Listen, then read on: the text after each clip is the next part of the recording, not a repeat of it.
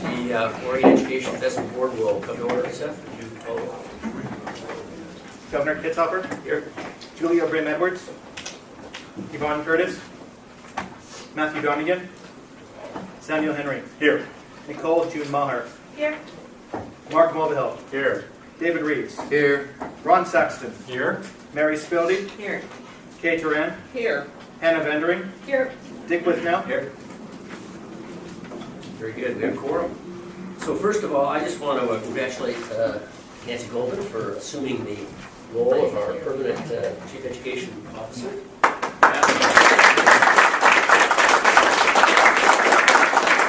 And I want to thank the Management Personnel Oversight Subcommittee for really facilitating this, and really want to thank Julia for making this happen, spending a lot of time, even working through a trip to Asia, right, to make it happen. And I appreciate all of you adjusting your schedule so that we could have the board meeting to confirm Nancy. I also want to congratulate Ben Cannon, who's leading us. He has been appointed the Executive Director of the Higher Ed Coordinating Commission. He is, the appointment is immediate, so he is here gratis, out of the goodness of his heart, to help us out, and he has agreed to help us continue to support our work here until we get a replacement for him. So congratulations to you, Ben. So the good news is, I think at this point we have all the appropriate personnel in place, and our policies and structures in place, so now it's time to implement. I'll turn this over to Nancy in just a minute. If we could get a motion, though, to approve the minutes from the September meeting. So moved. Seconded to approve the minutes of the September meeting. Is there discussion or objection? That's so ordered. Very good. Let's start with a report from our Chief Education Officer. Thank you. I want to begin by just saying, did you notice you got one agenda this time, right? And in addition, what we've done is we've just changed, because people were getting confused with notebooks. So your agenda, this is the book that has your strategic plan and all the other information. In the beginning is your packet. So there's a green page that divides it. So in the end, if you want to take your packet home, just take it out to the green page, but don't take the rest, because that's all our strategic, those are the documents we want with you every time in case you need to refer to them. So just a little bit new system. I want to begin by just letting everyone know how thrilled I am to be the Chief Education Officer.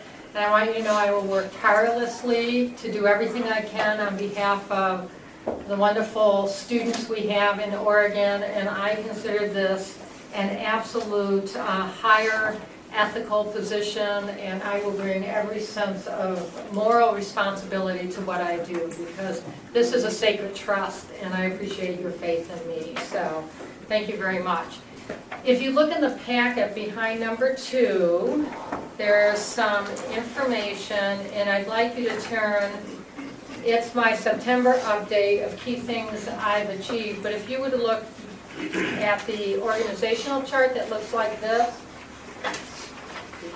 and Hannah, I remember you said when you get people hired, are you going to share who they are with us and what they do? So the second page actually gives you a description of what they do, but I'm going to take a minute to introduce the staff to you, because I think we're here to serve you as a board and the children in Oregon. I want to make sure you know who all of us are. So I'm actually going to start with Whitney, who's been here for quite a while, but she now has a new role, which is Chief of Staff.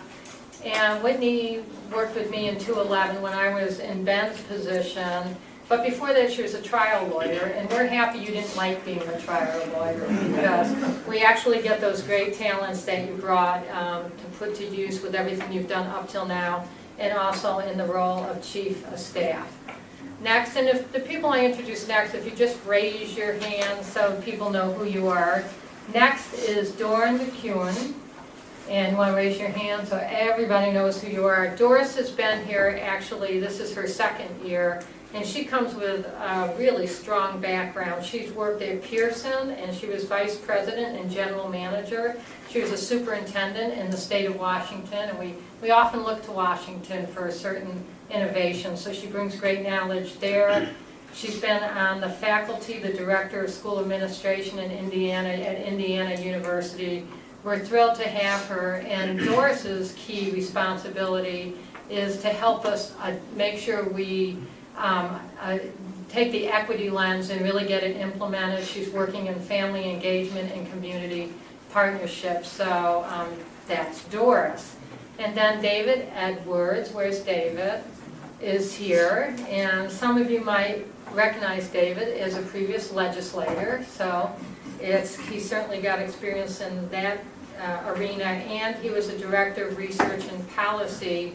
And for us, what he is going to do is develop the P20 research agenda and make sure as we look at the key targets on our achievement compacts, we really get clear about what can leverage the targets the most. So we're really thrilled to have you here, David, and really appreciate you. Hilda Roselli, who was also here last year. I think we all knew Hilda as a wonderful dean at the College of Ed at Western, and that was not her first university. She was at University of Southern Florida, where she was an associate dean.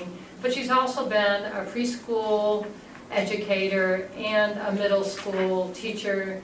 And one thing she did, which I think is so terrific, she with her students put a time capsule, you know how you bury a time capsule, and 30 years later she came back together with her students and they undug that time capsule. So that I know is a thrilling experience for you. And Hilda works Stamps in... were 18 cents. What'd you say? Postage stamps were 18 cents. Okay, see, things happen in 30 years.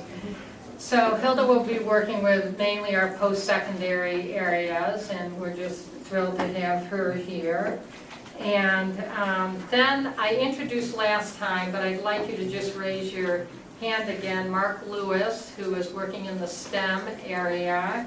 Peter Trumba, who's going to be providing our P20 database, and then Kristen, who is our community relation person. So that's the team. In addition to that, we have 3 key support people, and Cassandra, who is here, she is the person who's the associate assistant to the chief education officer, and I'm so thrilled to be working with Cassandra. Did you raise your hand so everyone can see you?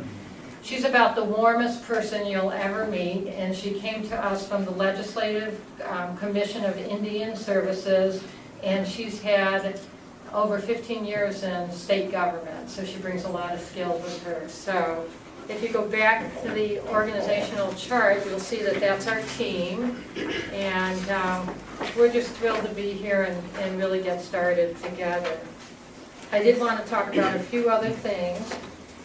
I wanted to just share my strategy to visit, because I'm out and about a lot, and I'm doing strategic visits, because I think my job is to really look at what's really working out there and how can we look at those models and just make people aware of them or scale them up, whatever's appropriate. So one visit that I did recently was to see Playworks. Playworks is a program that actually has skilled people work to make sure that recesses are really where kids are actively involved in physical activities.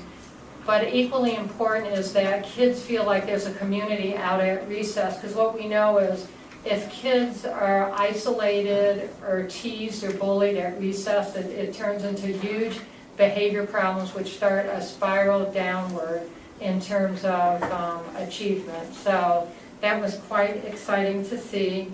I also went to Forest Grove High School and Middle School, where they have extraordinary achievement, and I've seen the use of technology to transform learning in a way that is really amazing. I really hope we can start talking about technology and how that can really move the dial for our students. After that, I went to Intel to talk to them about partnerships with us around technology. They're doing that in Forest Grove, and they're a great partner. So I do my Eastern Oregon tour starting on Sunday. One thing that's become really clear to me is that urban areas are different than rural areas, and when we come up with strategies that we think work the same across the state, we've really got to change that. So that's something else that I've been doing. And then the last thing, everything we do from an equity lens, and we've been working really hard on that in our office, from even making sure we're not saying bills and names without talking what they're about or using acronyms,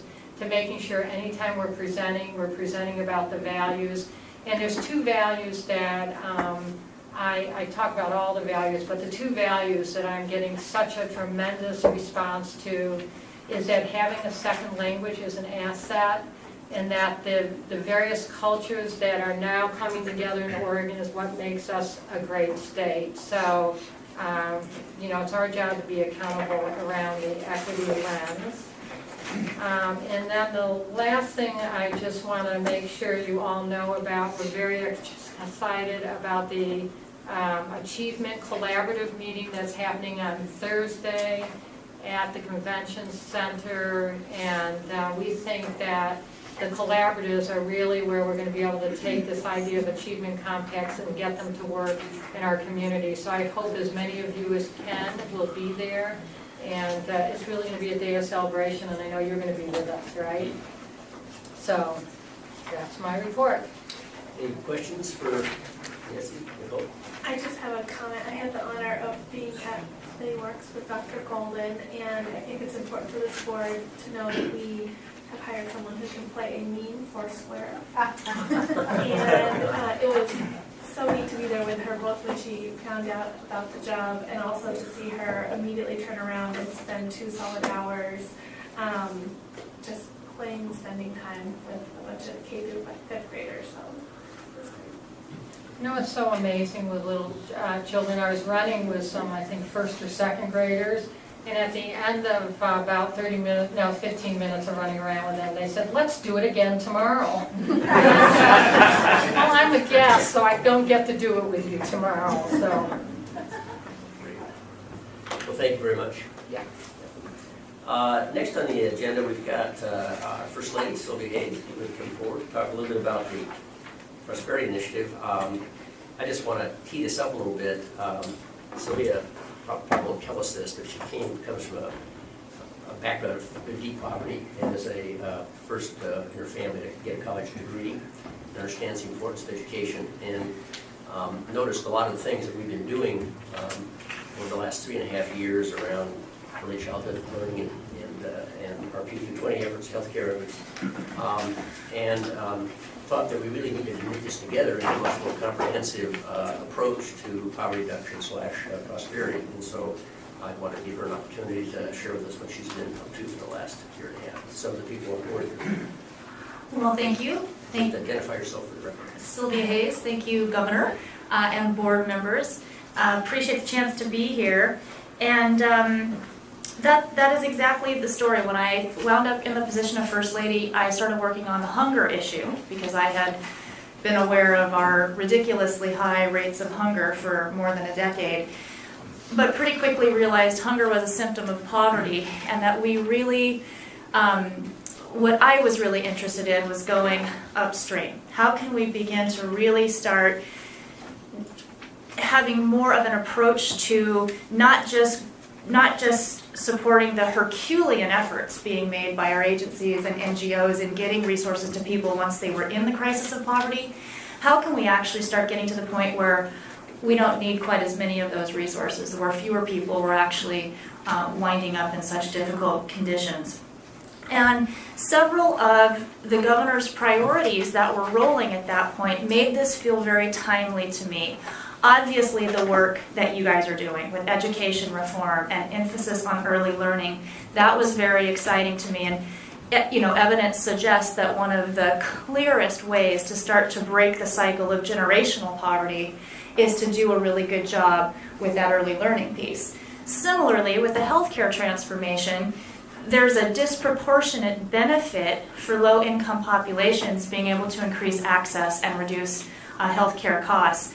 And then the part for me that I think sometimes makes most people's eyes roll back, but I was super excited about, was the 10-year state budget plan. Really developing a mechanism where we could start to look at the longer term ramifications of our policy and budget making decisions. And so with those three things moving, I thought it was very timely to begin to develop a framework that connected the dots between how all of those pieces contribute to poverty and whether or not we're going to be able to take a more proactive poverty reduction approach. And that is what led to the development of the Oregon Prosperity Initiative. And I think you've all been given a description, a write-up of this. The initiative, it really reflects the commitment on the governor's part, on my part, and our entire administration to talk about and address poverty. And one of the things that has been really interesting to me working on this the last couple of years is just how excited people all around the country get when they hear that a governor and first lady are willing to use the P word and actually talk about it and address it. And that was the first part of the Prosperity Initiative, was really kind of raising awareness that this is a crisis in Oregon. Currently, we've got about 17 or 18% of us that are officially in poverty, which, if you think about that, is really a low ball number, because the actual level to be considered in poverty for a family of four is $23,550. So with that low bar set, that's 17 or 18% of us. It's really much, much higher the percentage of people who are having real hardship making ends meet right now. So there's the obvious human tragedy of it, but it's also a tremendous economic drain. And that, I think, really is the unique emphasis of the Prosperity Initiative. Dealing with poverty proactively, strategically, and comprehensively is an economic development issue. So with the initiative, we worked with, I say we, Mr. Withnell has been on my prosperity team from the get-go. I've had a group of about 15 to 20 folks, very diverse, from agency heads to business folks to poverty experts and advocates. We took all of the intended outcomes and recommendations that were put forward in the first draft of the 10-year budget plan, and we put a poverty reduction lens on those and took that work to a new level of granularity in recommendations that we would make in all of the design team areas: healthy people, healthy environment, public safety, jobs and economy.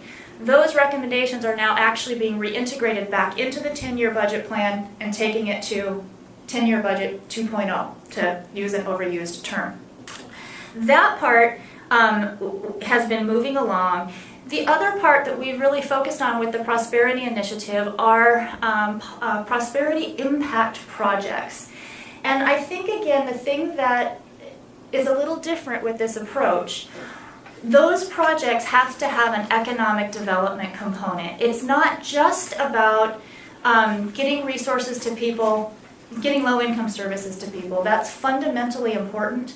But what's different here is the Prosperity Initiative is really stepping up and highlighting and helping to catalyze and take to scale some really innovative economic development opportunities for low-income populations. And I've got a few listed here. Kiva, I'm so excited about this. For any of you who don't formerly know anything about Kiva, it's been around a long time. It's an online platform where for as little as $25 you can make an investment in a low-income micro-entrepreneur. Traditionally, until very recently, they have only supported entrepreneurs in developing countries. We now have Kiva Oregon.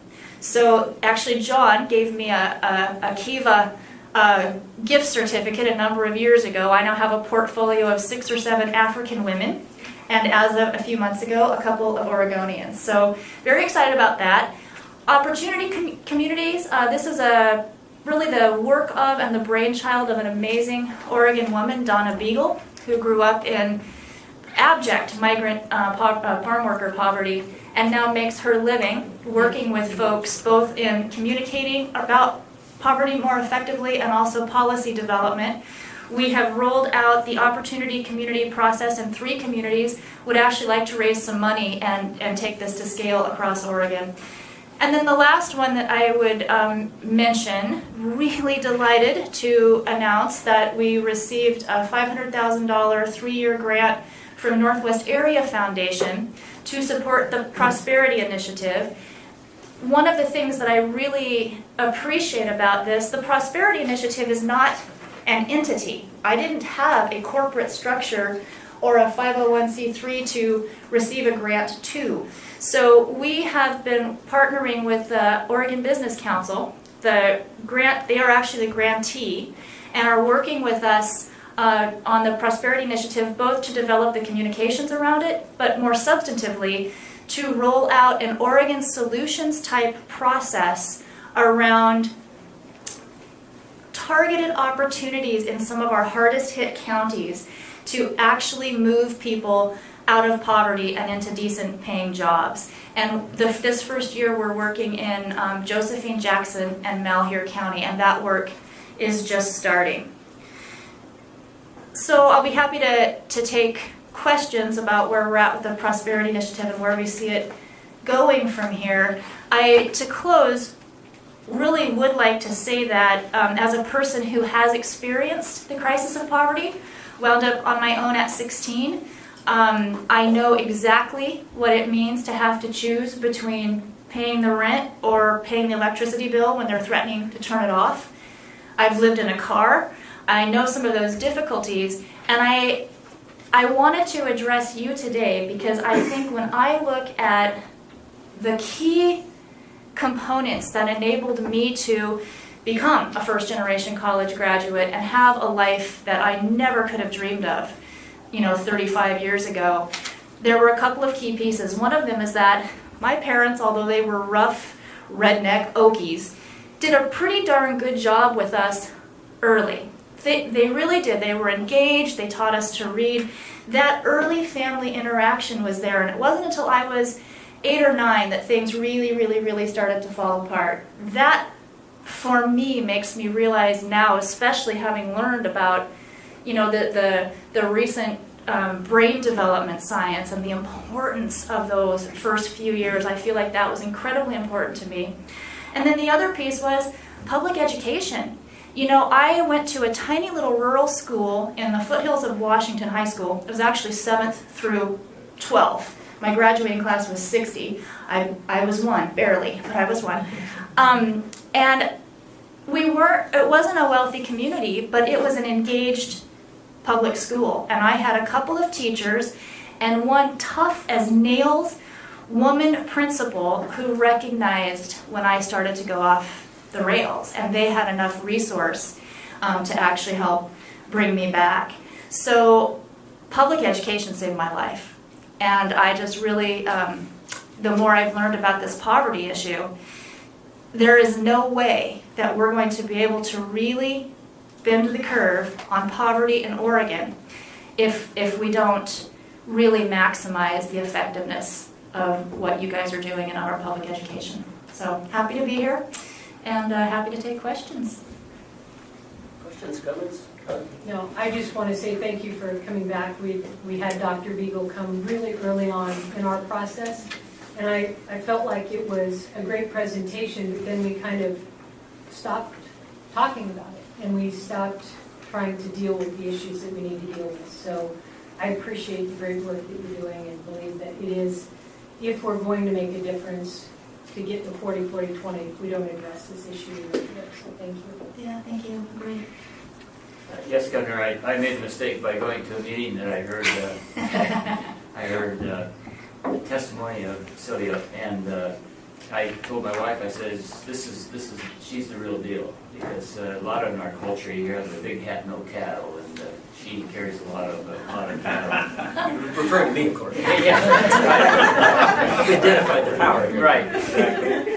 But seriously, the Prosperity Initiative really comes into with our education, because as Sylvia said, that you cannot, you have to have a full stomach when you're for education, as you educators know. So, and I also want to take a shout out to Robert Lee too for really helping dotting the I's and crossing the T's on our group.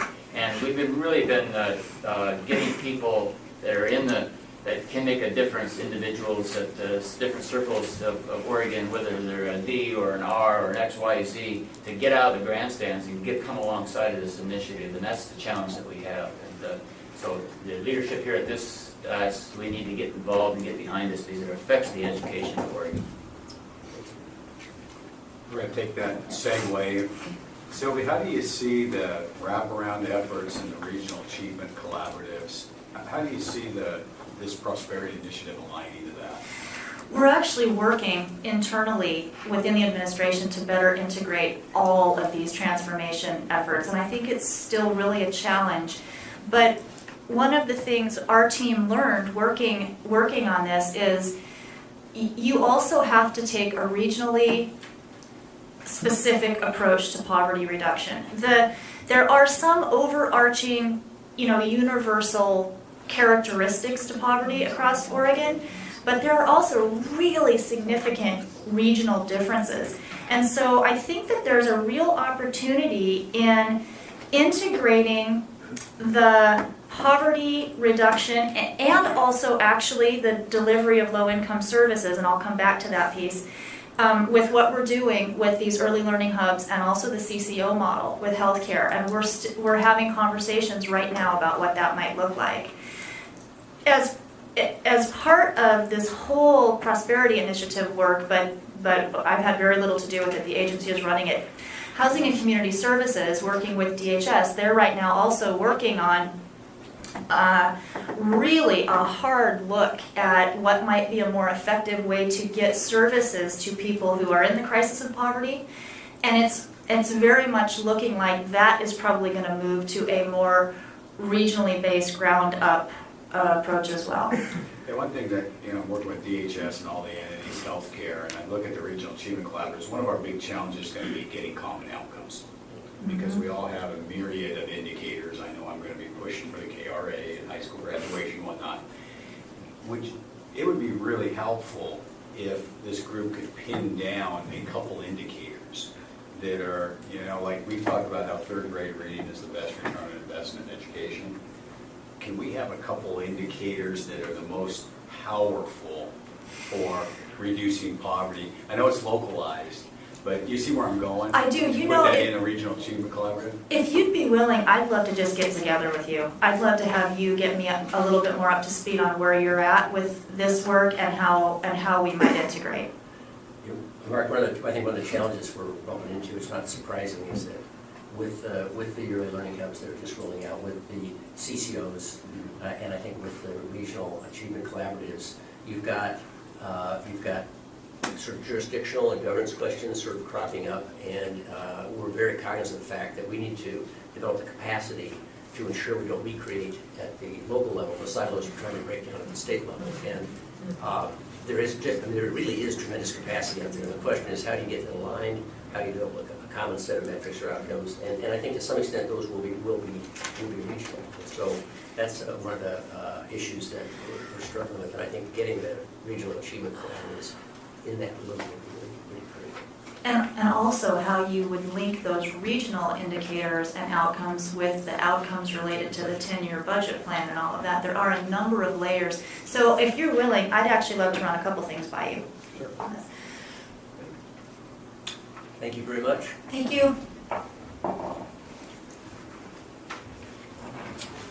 Our next item is actually an action item, and it involves adopting achievement compact rule language, and Whitney's going to walk us through this. This is basically proposed rule changes to the board's administrative rules on achievement compacts that will bring us into alignment with some statutory changes that were made last session. In particular, House Bill 3075, which moved the annual submission date for our achievement compacts for K through 12 school districts and ESDs from July 1st to October 15th. And the second was in House Bill 3120, which added a requirement that community colleges and universities add achievement compact advisory committees to help them support development of the compact. Thank you. You just did my spiel, I think. Good afternoon, Governor, members of the board. So this really is basically a housekeeping matter. As you know, the Oregon Education Investment Board has rulemaking authority over the legislation implementing achievement compacts, and the two changes that were made by the legislature in the 2013 session that the governor just referred to. This is really just a attempt to bring the rules into compliance with those two pieces of legislation that passed. The comments that follow, you'll note a comment submitted by the Oregon Education Association. We have talked together around their concern that was voiced in that letter, and it involved a section of the rules that actually was not part of what is in front of you, and it's a rule that was left intact, and so their comment has been satisfied. There was not any changes made to the K-12 process for Achievement Compact Advisory Committees, and that had been their concern. You know that the board spent a lot of time on that language. That will remain intact, and the changes that you see here are really just to the timeline and adding the Community College Advisory Committee process to the rules. Questions for Whitney?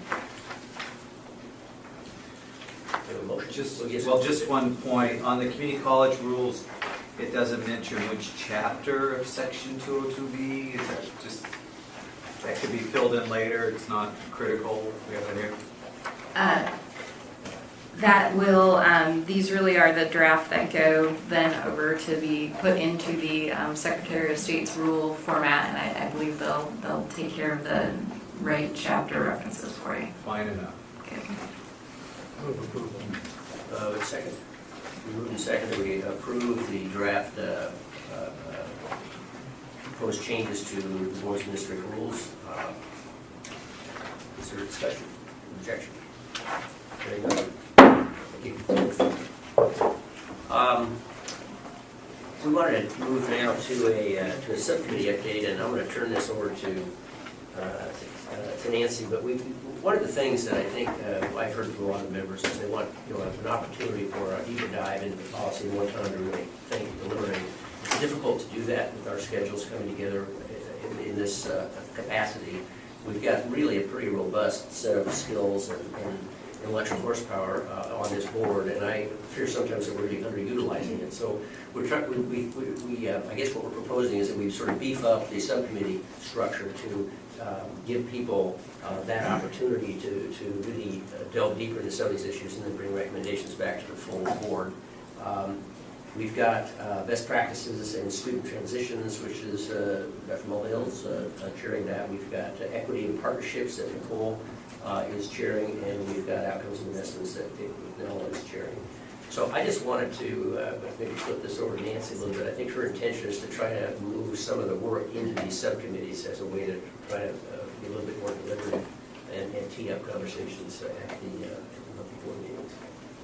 One of the things I heard when I spoke to every board member is move it up on the agenda and let's put less onto the agenda so we have more time to really talk about what happens in the subcommittee, because I think that's where a lot of the new recommendations and the power of really getting things implemented are going to happen. So why don't we just start? Mark, do you want to start and just share? Well, we kind of were hoping the first time what we asked the staff was to kind of talk about your focus, what your focus is going to be, and then your possible timeline. So any additional information, and engage us in conversation.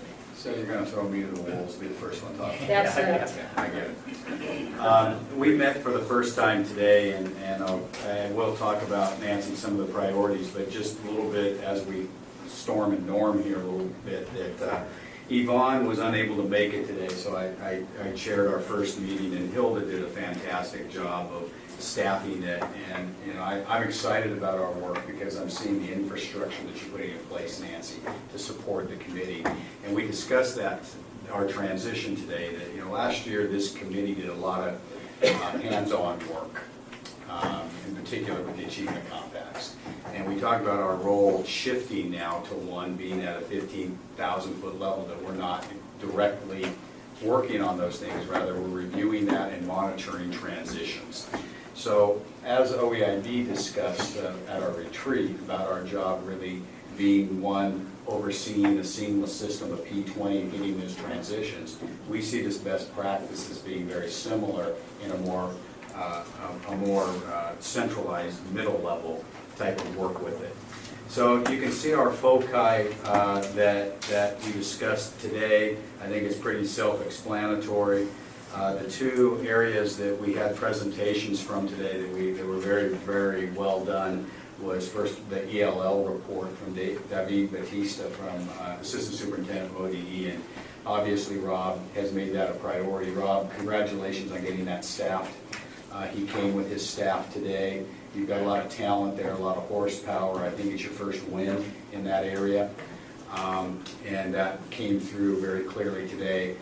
David presented a very nice status update on the 6 goal areas of the ELL plan that, you remember, we adopted an ELL strategic plan, we adopted the equity lens, they merged that in with the department. Talked to Hilda today that we might even want a standing agenda item on the progress of the ELL effort. Second thing we talked about that goes along with the Educator Effectiveness Network that we discussed last couple of years, that being the teacher preparation, the Secretary of State audit. It was really well done. I don't think there were too many ahas on support levels and how we need to improve support for our teachers. And we talked about mentoring programs, we talked about the college preparation perception and some recommendations. So just those were 2 themes that I would anticipate we would continue working with. And finally, we also emphasized the need to look at the investments being made in the P20 structure along the lines of best practices. So for instance, passing 3232, a lot of those RFPs are rolling out, the strategic investments, how is it going with those, and monitoring the return that we're getting on investment for the specific programs, such as mentoring was the first RFP that came out. So I'm excited about the group. I think, I love to see how it's transitioning and we're evolving and growing. I think with Hilda and Yvonne and the crew that we have on there that we're well poised. Thanks. Any questions or remarks? Cool. Great. We also had our meeting today, and we spent our time looking at our year-long plan and thinking about sort of what we want to accomplish this year. And it fell into several categories. We have an ambitious plate for this next year. We feel like there's more work to be done on the equity lens and promoting that, making sure it really truly gets incorporated. There's some folks that may not even be aware of the equity lens yet and the opportunity to implement it. And then we also have talked about how with the equity lens, while there was very good effort to make it a document that belonged to the entire P through 20 continuum, we still want to focus a little bit more on supporting early learning and community colleges and higher education and their role in that equity lens. And then the 2 areas that really came out as our highest priority, where we feel a very strong sense of urgency to make some concrete policy recommendations, are around the continuum of opportunity for out-of-school youth. So first and foremost, we want to identify the root causes that are pushing young people out of school, recognizing that we have a significant problem in middle school, and then really looking at where we can collaborate with others who are already doing work in that area to have a full set of recommendations. We're in a fortunate position in that several groups are working on different aspects, and so we would like to set a goal of having a policy recommendation in April to be guided by this board. And then the other area that is a very high priority is actually around special education, specifically the overrepresentation of children of color being over-identified as being on an IEP, but we also recognize that there's just a whole host of issues around special education that impacts vulnerable young people. And we feel a real sense of urgency around creating some policy recommendations in that area. When we did the equity policy, we intentionally said we want to focus on race because we found in all of our examples that when folks were clear about what their focus was, they made better progress, but I think that there was a lot of passion from many of us on the committee that special education really needed to be addressed. And so we don't have a timeline associated with that, but that is very critical. We also heard a really excellent report getting us up to speed about where we're at with the Minority Teacher Act. It was in draft form, so we need a series of recommendations, and we're interested if there's an opportunity and time allows for our committee to help support any advancement in the diversification of our teacher workforce. And I would just say we're interested in the diversification of the workforce of all of our institutions from early childhood all the way through higher education and community colleges. But so that's just largely a planning of our work for the next year. Thank you. Questions for Nicole? I have a comment, Governor. I just want to talk about, I met with the Portland Parent Union. I spent a Saturday with them, and they were talking about how 5-year-olds are being identified, are in school the very first week and are being, the parents are being told that their children don't fit in. And I want to say, when I was superintendent, we learned from Tiger Tualatin, where Rob was, how to use response to intervention, and we reduced our identification to special education by over 20%. So, I know what it's like when teachers don't know how to be able to meet the needs of all of their students, and we've got to be putting those systems in place. And I know, as Whitney reminded me, as we look at the response to intervention data, what we find is in those districts who use it, we're seeing increase in student achievement, and at the same time we're seeing tremendous reduction in the amount of students who are receiving special education. So I think that is the job of the Oregon Education Investment Board, is to find those best practices and put them into place, because 5-year-olds should be celebrating that they're in a place to engage in learning, create a caring culture in a classroom, and not need to go other places. But that's up to us to create the systems, because teachers definitely want to meet the needs of all of the students. So I don't know if you want to say anything about that, Rob. Your district was really the leader. Thank you, Nancy. I just always thought the beauty of RTI really was in not identifying students as having any kind of disability. And it really was about, a lot of times we would get students who would arrive who had deficit sort of experiences and learning opportunities, and being able to differentiate in a really strong way the difference between a learning disability and a deficit. And then, what you're able to find out with RTI is that if you really intensify instruction and use the right methodology, students who arrive underprepared to be successful gain skill really rapidly. And then once they do that, you know that there's, they're absent of learning disability. And if they don't, if you try several different efforts and they don't make those kind of learning gains, then perhaps they do have some kind of learning disability. I know in my own district, we were under the 11% cap, I think all but 1 year. When I say 11% cap, districts in the state receive special education funding double the weight for up to 11% of their students, and then after that there's sort of a different methodology to see what kind of funding you're going to get. Very, very few districts are in the state are under the 11% cap. There's a real disproportionate identification of students of color, in particular students of poverty, as special education students. That identification is really profound, really a profound identification. It means something about the kind of education that student is going to receive moving forward.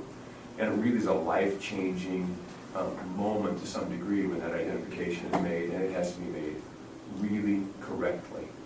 And so the thing that RTI allows us to do is, I think, make that identification more appropriately.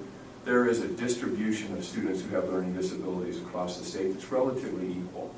And so I could never understand how one district might have 19% of their students identified and another have 10.5% of their students identified. In Tiger Tualatin, we were generally around 10.5% to 10.7% of our students identified, and I think that's appropriate. The nice thing is that the state has supported a roll-up model, and when Nancy says that Tiger Tualatin supported Springfield, it's because the Department of Education basically gave us a grant to do that work. And the investment board encouraged, and we were able to get out of the last legislative session, double the funding for that scale-up effort. So we had about $1 million a year to scale that up across the state, the RTI methodology. We now have $2 million a year to scale that effort up. And really, at this point in time, there's a level of readiness that's required on the part of school districts in order to be able to grab a hold of this and begin to learn about how to do that and roll it out well. And we're right up against that. With the $2 million, we're sort of right up against the number of districts that have demonstrated the readiness to move forward with this model.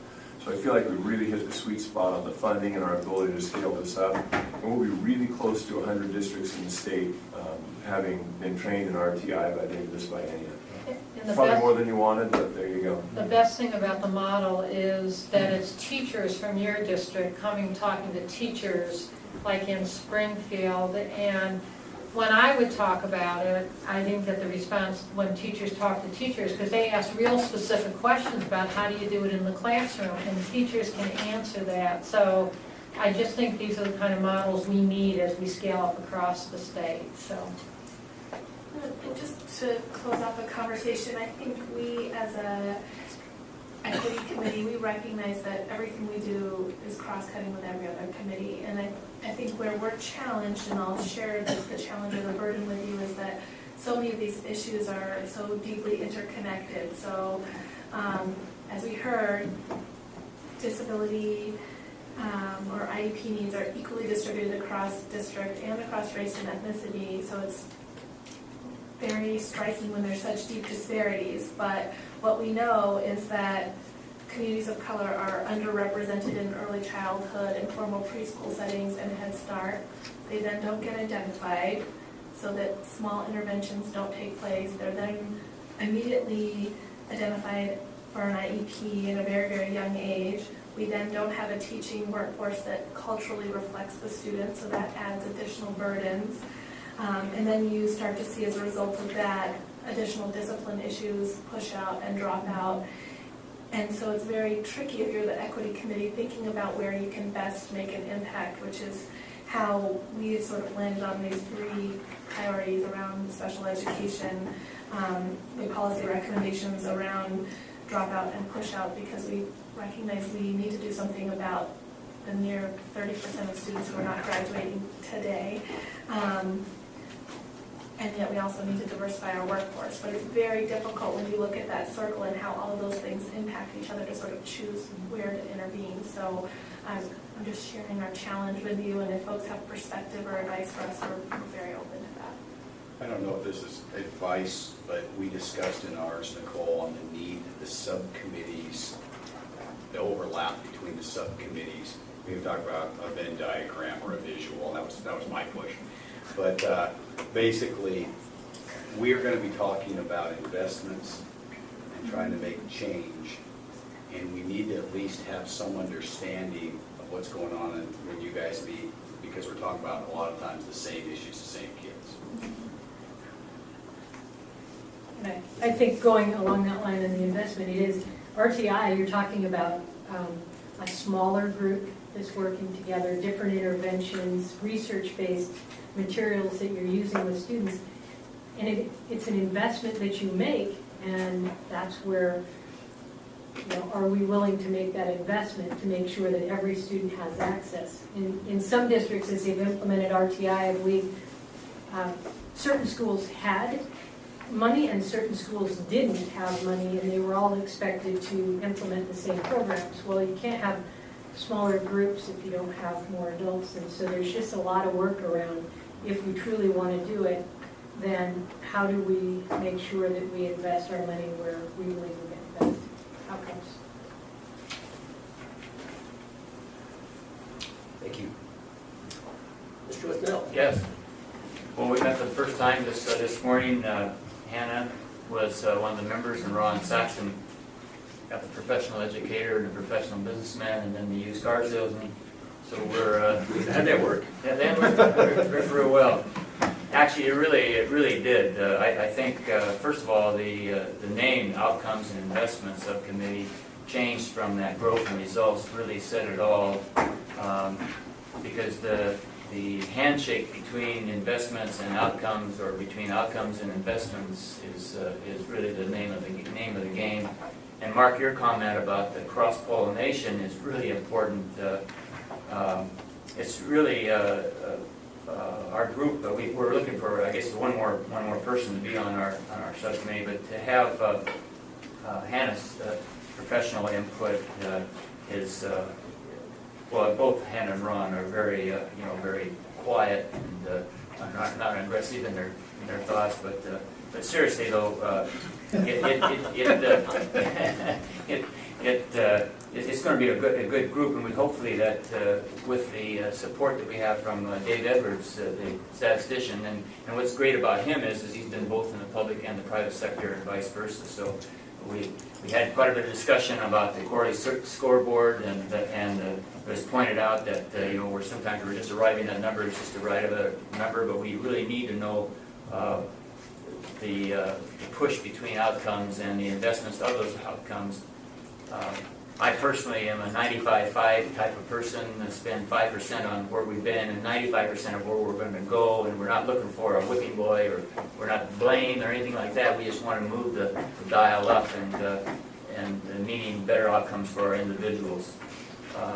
I don't want to even use the word business plan, because we're not talking about widgets here for outcomes. We're talking about individual lives, and that's I think that all of us here on this dais, we feel that what we're talking about here, and so I think as we go along, I don't know how we go about this, Nancy, but Governor, but some way or other of maybe the chairs of the subcommittees anyway could meet together or something to see that cross-pollination. It's a great idea. I mean, it's almost cliches to say, but when you add in the poverty issues, and when you add in the resources that we have, and what helps educate our people in our state, we're all together in this thing. So we're not isolated. So however that can be done, but that's about it. Questions for me? But any comments at all? Dave, you got? Or Anna? Yes.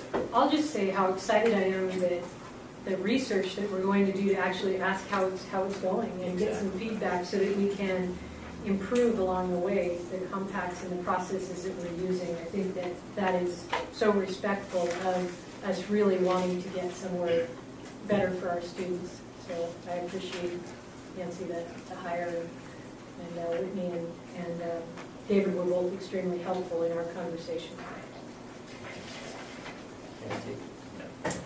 So next, we're going to have a discussion of this draft brochure. We got some money from Nike Innovation Fund. And Lipsitz is here with us, and welcome. And we also have Kristen Jinball, who are going to share with us. I'm just going to begin. I think we have some, are you going to hand the information out, or do you want, is Seth doing that, or? You have a Yes, man- and we're going to wait until we can give a little bit of context. So. Okay. So I want to begin by saying, I think you all know communication is a goal. And again, one of the things when I first started talking to people is confusing about exactly what does OEIB do. So we wanted to have a pamphlet that would really articulate why is OEIB so important to our students in Oregon. So Anne was lent to us, I guess, through the Nike Innovation Fund, and she's just been phenomenal to work with, because we'll give her language and she'll say, oh, I talked to 5 friends of mine and they're all very involved in education, they couldn't understand the words you were saying. You've got to make it understandable. So we've gone through this zigzag process to really be able to produce document that we really speak to the partners, so that as board members or as key staff, when you go out and talk about OEIB, you can hand this out in a way that becomes very compelling. So we're just thrilled to share it with you. This is just a time to get feedback from the board. So even though this looks like a classy document, it is just a draft, because they're going to listen to you and then take it back. And we're actually going to use a process with you so we do get feedback. So I'll turn it over to Anne and Kristen. Hello, Governor. Hello, Board. I'm Ann Lipsitz. This isn't my usual thing to talk into a microphone, so excuse me if I'm a little unused to it. I'm really privileged to be able to work with you all to further the work that you're doing. As a former teacher and principal, and after 20 years in the private sector doing brand marketing and strategy, it's really gratifying to be back working on education and being able to lend some of my time to the efforts that you're making on behalf of our kids. So thank you. Excuse me, I don't think all of us have that. Or are we supposed to not have? We were going to set up what we've tried to do, and then hand it out to you. Oh, That's okay. okay. Excuse me. I think that's a little. I get it, you get impatient. Here, here, So we actually did rocks and scissors, and I lost, and then these two guys didn't have enough guts to ask. Teaching technique for off-task behavior. Yes, thank you very much. We're not keeping anything from you, I promise. Nice So pictures too.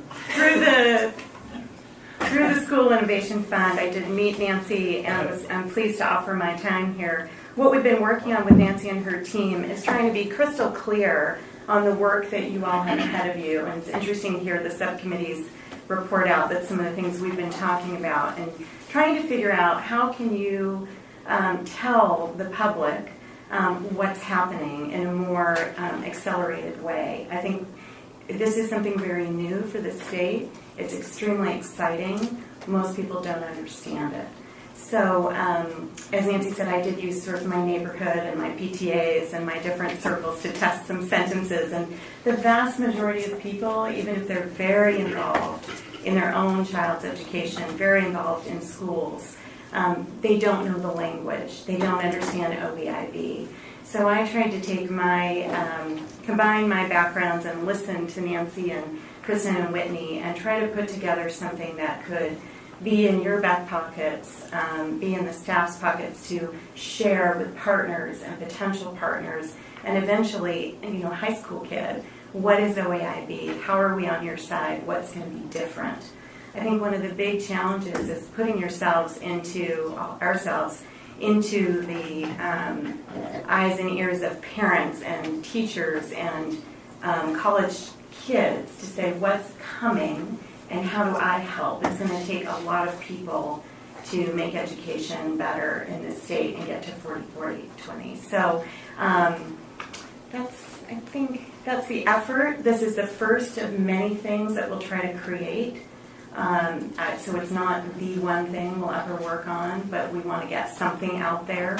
And Kristen will take you through step by step what it is. Mm-hmm. Good? Okay. I just want to thank you, Anne, for all of your energy and hard work on this. It's been fun.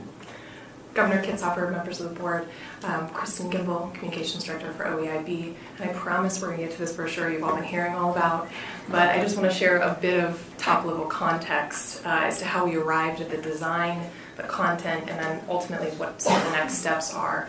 As Anne said, from a design perspective, the strategy here was really to educate our inner circle of stakeholders, policymakers, senior educators, individuals that we're already working with on the initiatives of OEIB, ultimately to align so that we're all talking about the work using the same language and framework before we begin to start to extend those ripples out into the larger education community.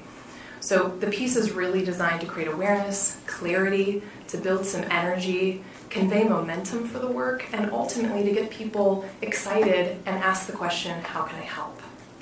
From a content perspective, we really worked to ensure that language was accessible to a broad array of audiences. Given that this work can be really complex and cumbersome, this piece is really designed to bring it into the average everyday Oregonian in a way that they can understand and get excited. The purpose here today in getting your feedback is really to use this piece and the content that we approve collectively in this piece and get excited about to then disseminate out to other pieces, be it the website, be it targeted pieces to other stakeholders, teachers, community partners, parents, students. I certainly don't think we'll be coming before the board before every piece, but this one feels really foundational, and so we want to make sure that we can get your good thinking around how to best frame some of these high leverage opportunities. And I'm going to ask Seth to hand out the brochures if you would. And while Seth's doing that, I just want to share some broad themes that you'll see throughout the brochure. First of all of the images in the brochure are purely placeholders. Until we really finalize the content, the images are meant to really just give you a sense of where we can include imagery. Ultimately, the images will not only include the spectrum of ages represented along the continuum, but also certainly the diversity of the students we serve in this state. The content has really been thoughtfully updated from some of the pieces we've been using to make sure that we're talking consistently about what the P through 20 continuum is. So really starting with birth and going through graduate school and the world of work. We've been really intentional about incorporating the equity lens as we think about the content. So making sure that instead of saying, for example, all students, we're saying each or every student, really personalizing. And then finally, one of the things that we're focused on is making sure that while this brochure is designed to be very bold and eye-catching and exciting and engaging, we don't lose key content and messages via some of the colored boxes or some of the significant content. We want to make sure that the vibrant nature of the brochure doesn't take away from conveying the message. And with that, I know everybody's excitedly flipping through, but I'm just going to walk through page by page and then ultimately ask for your feedback in a couple of key areas. So as you walk through the brochure, obviously in the inside cover conveys the vision of the Oregon Education Investment Board as approved by this group. The box on the bottom talks about what success looks like, and this is one of those boxes I'm referencing where we've got to make sure that this is readable. This was a fun color and purely draft look at this. On the right panel, a message from the governor and his excitement and vision for this work and the opportunity it holds for the state. As you open the right panel, you'll see these 3 action-orientated words that we used to try to articulate the work of OEIB as it might be seen from an everyday Oregonian.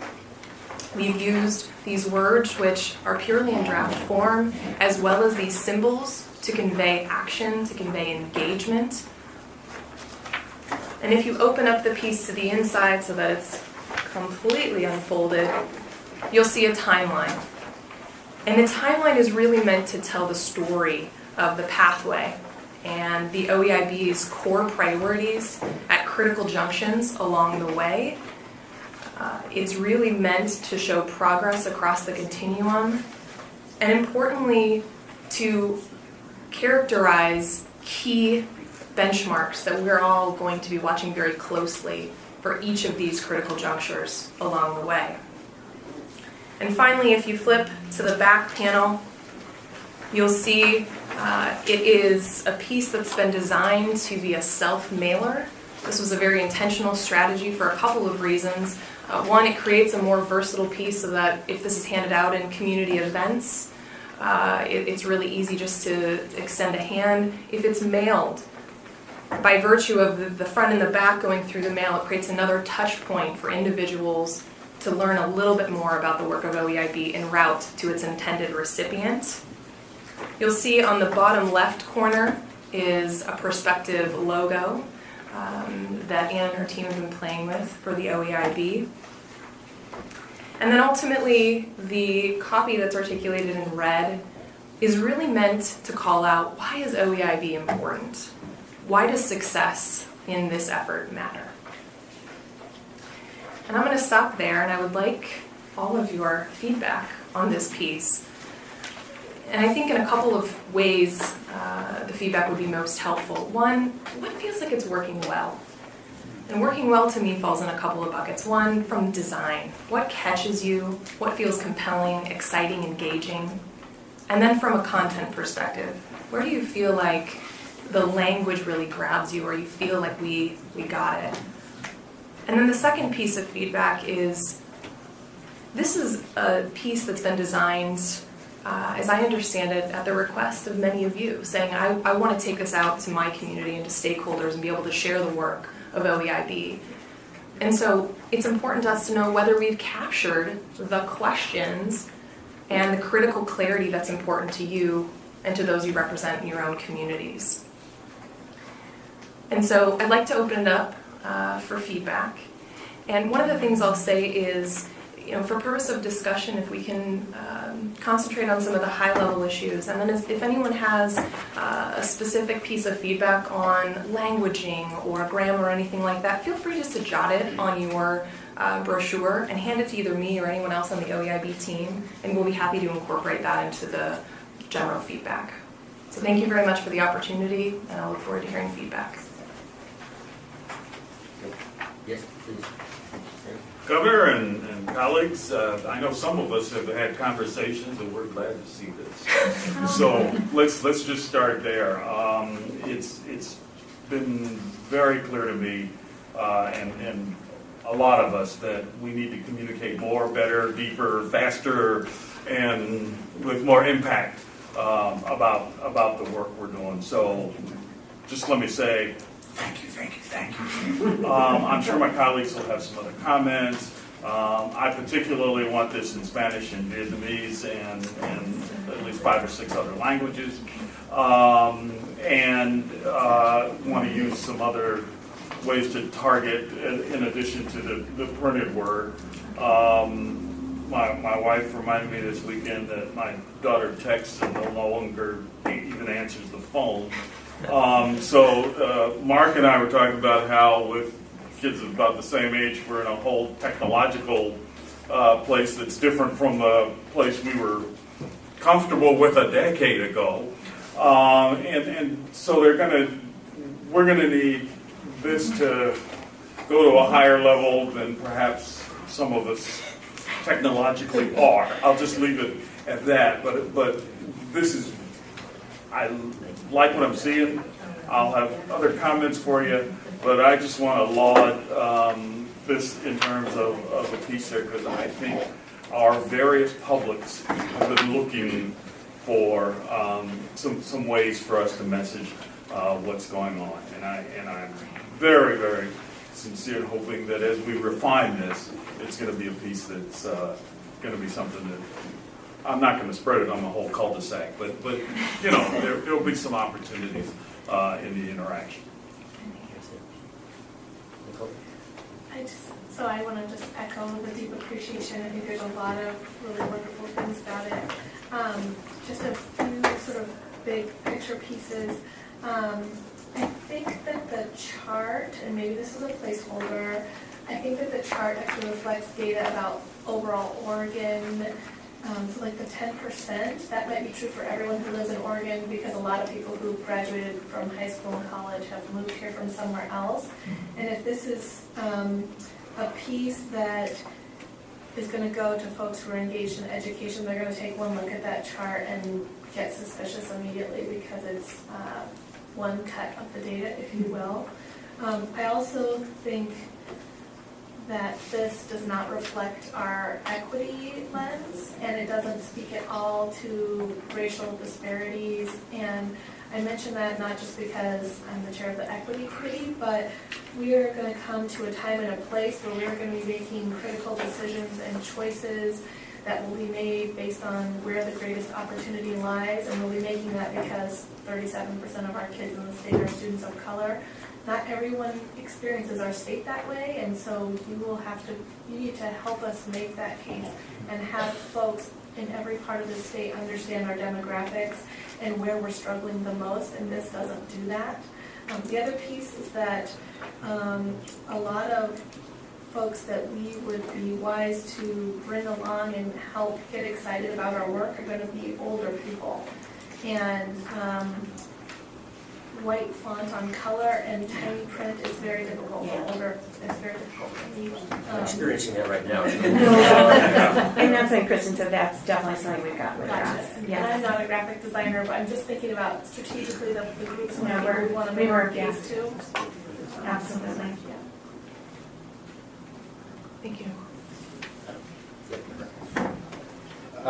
Echo, it's great. I just want to sit here and read it for a while, which tells you something. I think a lot of people will want to pull it out and just read it. I think the colors, the kids, I love the opening. I would like to spend some time on it and give it back send you some comments. Just as a first blush, I would echo again, I feel like there's too many words. I'm probably typical of a lot of people that read the first paragraph of the newspaper, tell me if I'm going to stay with it or not. I'm finding myself losing attention. So I think that you're keeping the 3 bullets, that's nicely across the spectrum, but I believe there's too much verbiage in it to keep people's attention. Second thing that I picked up, I love visuals and the pie graphs. It's difficult to do these things for audiences, but if our audience is the public in general, and the feedback you guys, people still don't know who we are, simplifying it more. And we are about investments. We are about P20. We are about advisory. And anything we can do to simplify the message. If you talk to the guy on the street, they're worried about class sizes. They have no idea that the state of Oregon just invested over $1 billion in K-12 funding. They still don't know that. And they're concerned about safety. So whether or not this document is to meet all the needs of communication, I know, I get it. But the guy on the street, I believe, is going to start skimming it, liking it, but he's going to be looking for some things on funding, class size, safety, and whether we incorporate all of that, I don't know, but I do think the simplification of the messaging on what people on the street want, there's some disconnect. I would just echo 2 things. One, I do think we have to recognize that there are multiple audiences. I'm certainly not trying to tell Nike how to market our message. But I think Nicole points out that, to really make this work, you've got to look at disproportionately with certain groups of Oregonians. And it's really important that they understand what we're trying to do. Secondly, on the, I agree on the sort of just too wordy, and I'm sure there's a way to, the headlines in newspapers, which apparently don't have anything to do with the following stories, they're done by 2 different people.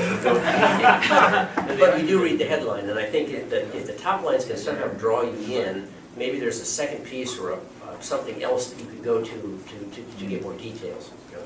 Which I think you got to somehow capture their attention. I don't know how to do that. I would add to that. I wouldn't start with graphs because most people don't really focus on graphs. They really want to focus on the message. And I just had a conference last week where I was with a group of millennials who said, "You can't say it in 4 words, don't bother." That was 140 characters. Because they're texting all the time. I know there will be different audiences for this, and I think if we can capture what we really are about in either that bold first page or second page, that would be the reason people will continue to read. But you are going to lose some people if it's this wordy. People aren't going to read that. Attention spans are too short today. And I echo Nicole's concern about making sure we do have an equity lens so that people will want to listen and read it. I think you need to pick up a couple IPO literatures because the initial public offering literatures get right to the point and they're very concise because they're asking for a great deal of money usually and they need to be right. And so it's just an idea. Thank you all so much for the feedback on the wordiness. It's something that we were certainly concerned about, and ultimately we're hoping that you all could help us prioritize which of the content was most critical, and I certainly think you've done that, so thank you very much. And I assume that people want to take this home, and they've got 2 of them now. Yeah, thank you. And then how's the best way to get back to, just get it back to, directly to you, to Nancy? You can send any Okay. feedback directly to me, Okay. and you all have my email address via the org chart and attachment that Nancy handed out. All right. Thank you very much. Thank you. Let's see, while we still have Mr. Cannon with us, maybe you could give us an update on the hacker. Well, yes, Governor, thank you. I want to reassure you and the board, or perhaps warn you and the board, that I am not going far, and that I intend to expect to continue to sit at this dais as an advisor to the OEIB as established in legislation, and really to help amplify the voices here speaking to post-secondary, including our interim chancellors, our OSAC executive director, Bob Brood, Gerald Hamilton, our community college commissioner, and then of course our various higher education leaders who are on the board. So I really do appreciate the opportunity that the governor and Nancy have provided me to step into the role as executive director of the commission. I'll spend just a couple of minutes talking about some of the priorities for the commission and begin really just with a reminder around structure. I don't want to spend a long time on this, but since the board dug considerably into the topic of our state structure for education, really helped bring about this new, the new structure that is coming into being. But just to remind you, what the legislature did, partially at your urging this legislative session, was to establish that Oregon would provide oversight and support to our student access and financial aid programs, our community colleges, and our public universities, as well as regulate our private higher education institutes through a single board or commission, the Higher Education Coordinating Commission. Historically, those are roles that have been played by multiple state boards, and that those institutions would come to be, particularly on the public university side, governed more closely to home. And so this was a kind of corresponding measure with the local boards or institutional boards that were created at 3 large universities.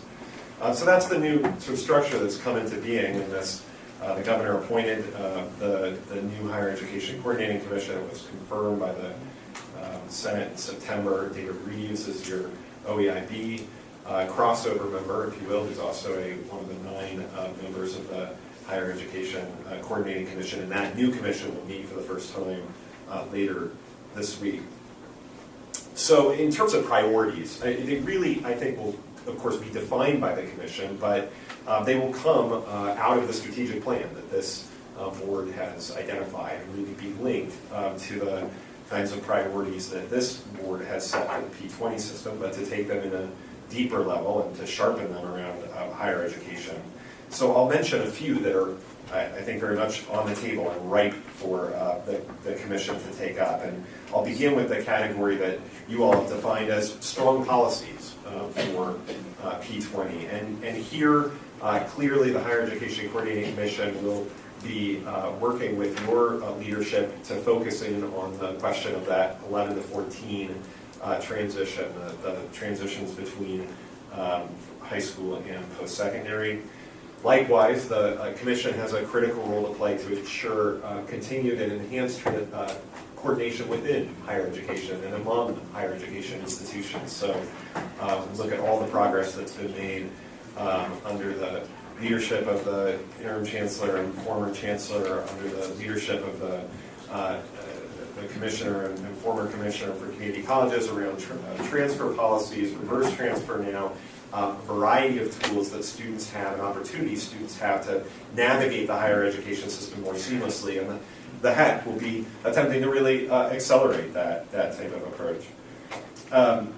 In the category of budgeting to outcomes, the Higher Education Coordinating Commission has a responsibility to develop the consolidated budget request that will be presented ultimately to the governor for his consideration in the presentation of the governor's recommended budget. So the Higher Education Coordinating Commission taking its goals, the OEIB's goals, the legislature's goals for higher education, and developing a line and consolidated post-secondary budget to bring that forward. Likewise, the Higher Education Coordinating Commission becomes responsible then, once the appropriation is made by the legislature, to decide how to allocate it within the community college system, within the public university system, to students via Oregon Opportunity Grants or other need-based aid programs. And the Higher Education Coordinating Commission is likely to be considering, as the Board of Education has before it for community colleges and the Board of Higher Ed for universities, how to do that in a more outcomes-focused way than it has done, than either has done historically. And then in the kind of connection to student achievement initiatives, there's work that you've tasked it to do related to the Oregon Opportunity Grant and how to fashion that more sharply towards student success and student outcomes. A lot around the topic of student access and affordability. You may have noted the kind of national, even international news that the pay forward proposal received coming out of this legislature. The HEC will be responsible for evaluating that, as well as other potential funding opportunities to improve student access and affordability for higher education, since we know that to be one of the major barriers that sits between us and success in 40-40-20. And then finally, coming out of your priority for an engaged and informed public, there's a lot that the HEC could do here. It clearly will be encouraging and supporting institutions and their communities to participate in the efforts that you're leading through Nancy and her staff in regional achievement collaboratives. The HEC has a clear role in advising you on achievement compacts. So when you're considering the next round of higher education compacts, I expect the HEC will have some advice about the measures that are on that compact and may help in the refinement of that. The HEC will be presented with the equity lens that you've adopted and asked to consider adopting it itself. The HEC will, at Nancy's invitation, will be presenting liaisons to your subcommittees. So like the Early Council of the State Board of Education, you can expect that your 3 subcommittees will also have a member of the HEC, and David will serve in that capacity on one of them. So it gives you a sense of what's on the plate. It is, from all accounts, and certainly to me, a very exciting moment in the history of higher education in Oregon.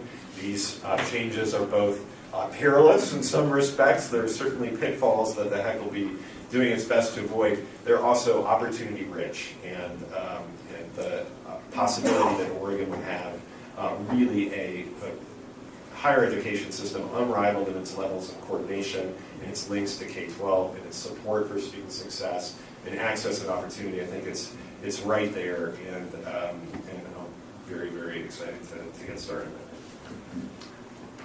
Thanks, Ben. Is there any questions for? Okay, thank you. Well, let's take a 10-minute break here, and we'll.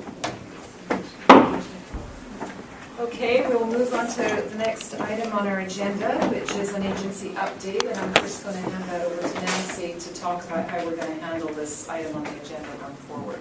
First, I want to welcome you at your first official time as alternate chair. I know you gave us much advance notice that you had missed 2 meetings when you were on the phone, so Mark did a great job, and it's great to have you here.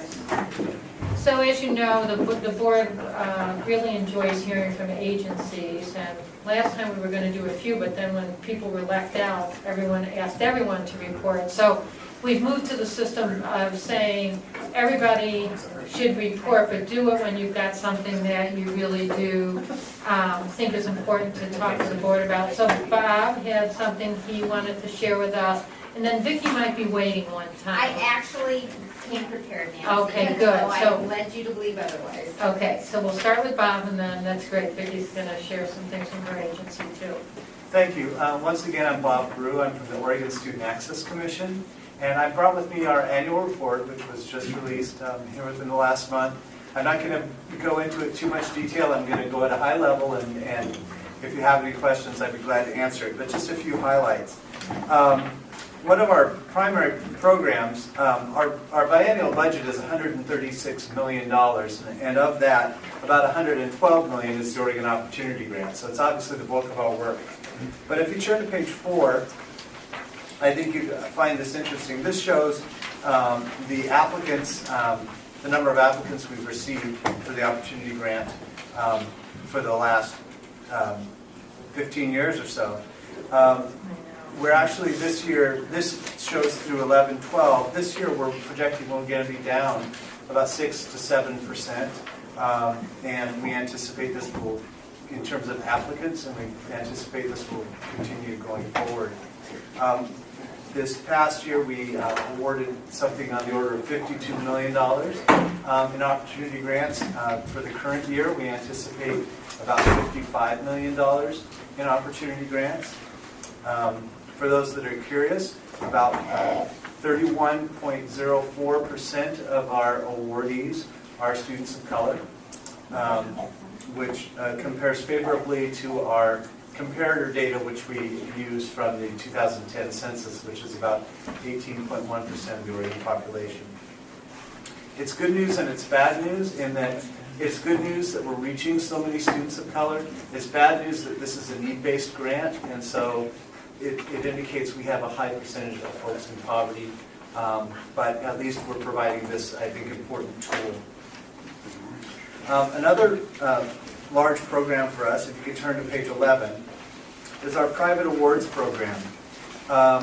We work intensely with our partners at the Ford Family Foundation and the Oregon Community Foundation and a lot of individual donors to run their scholarship programs for them. And we provide a whole market basket of services for them. This chart on the upper right of page 11 may be a little confusing because we're trying to present 3 pieces of data in one chart. But basically what this is telling you is in school year 12-13, we awarded $16.1 million in private money to Oregon students, about 3,200 awardees, and 423 individual programs. And this year we're well on our way to getting to 500 programs, and we anticipate record numbers. An interesting thing about our scholarship program, we actually have students getting awards in every county in the state. That's not by design, it just works out that way. So we have a broad array of applicants from all over the state. And I think that my latest numbers are 24.1% of our awardees are students of color, which I think is admirable in that we're not allowed by state law to award any of our 450 programs specifically designed to award a specific race or ethnicity. And for instance, some of the tribes have scholarship programs. We're not allowed to administer those because they're specifically for members of that tribe. But even given that, we're pretty successful in our awarding. Yes, sir. Bob, have you broken that down by gender at all? By gender. And the boy-girl breakdowns? I do have that information, I just don't have it with me. It's heavily weighted towards women, just because they make up the bulk of our applicants. They spend more time on the application, their essays and so on, and they get the bulk of the money. Yeah, we talked a lot about equity and this boy-girl completion, and we've got our issues with our boys and access. And so I would just encourage that we monitor that as well. And I'm sorry? No, I figured. You gonna have questions afterwards, or I mean, At any jump time. in. Well, on page 4 there, I can't let this go by. Where we're not allowing the incarcerated to apply for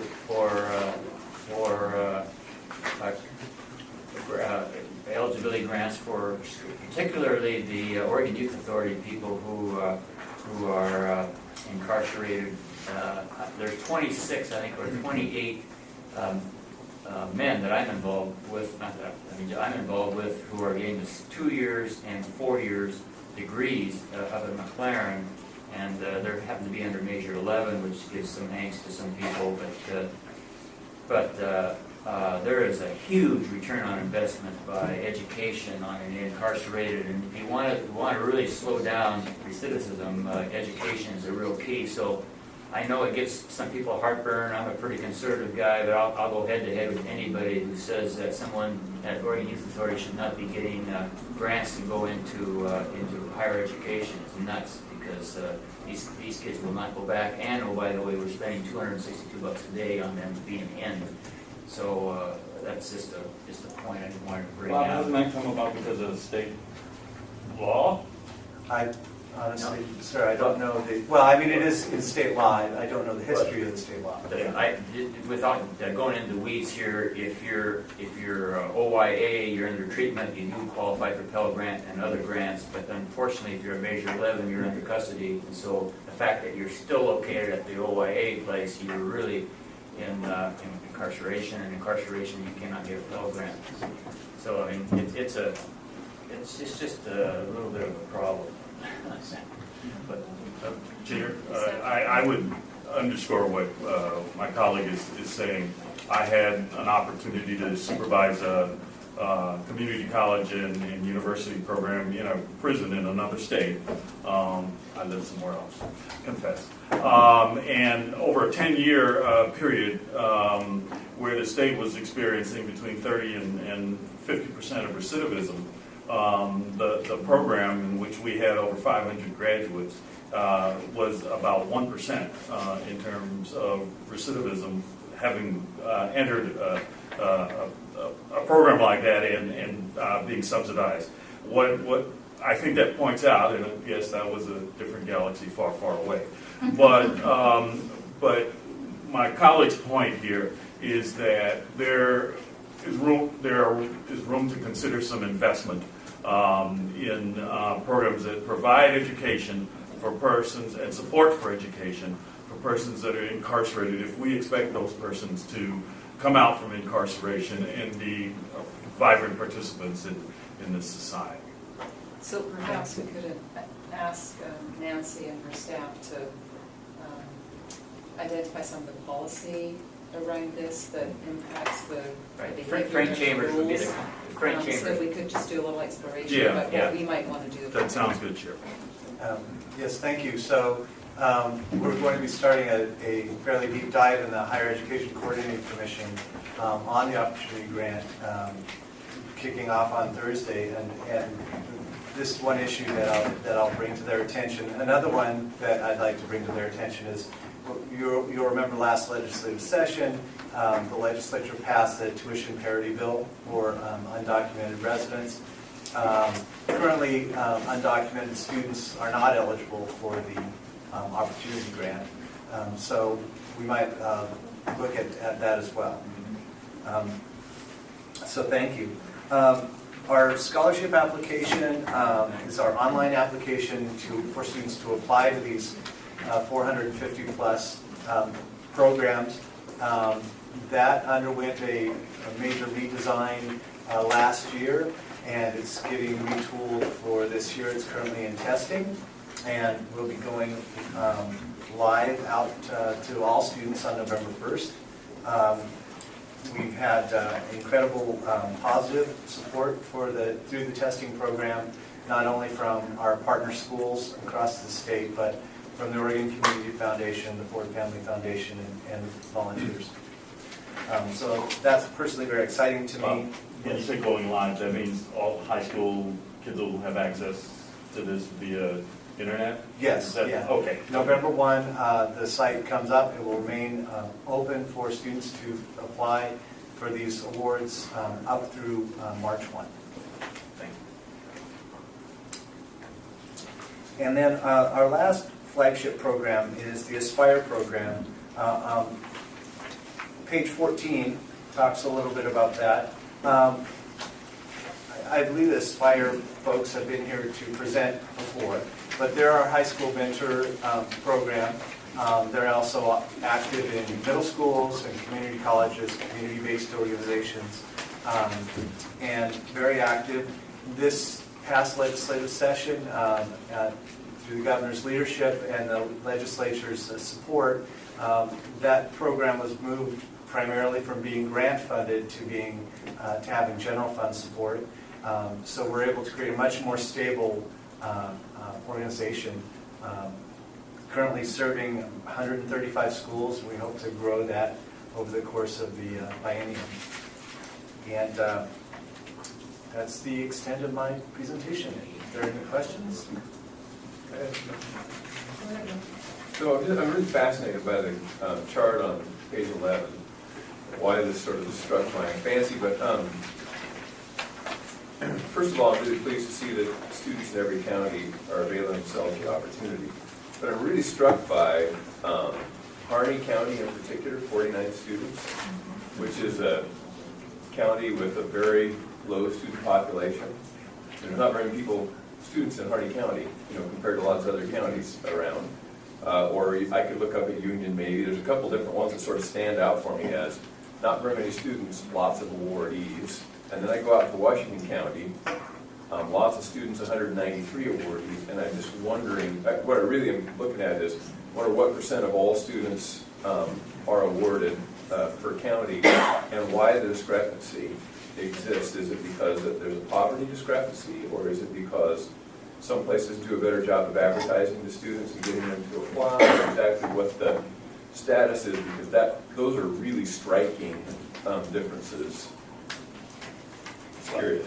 Yeah, so I can't answer your first question, but I'll be glad to get the percentages of students that apply. But I can address a little bit the second question.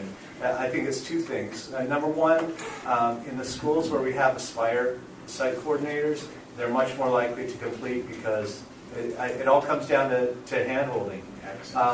And many of our rural schools, this is a graduation requirement.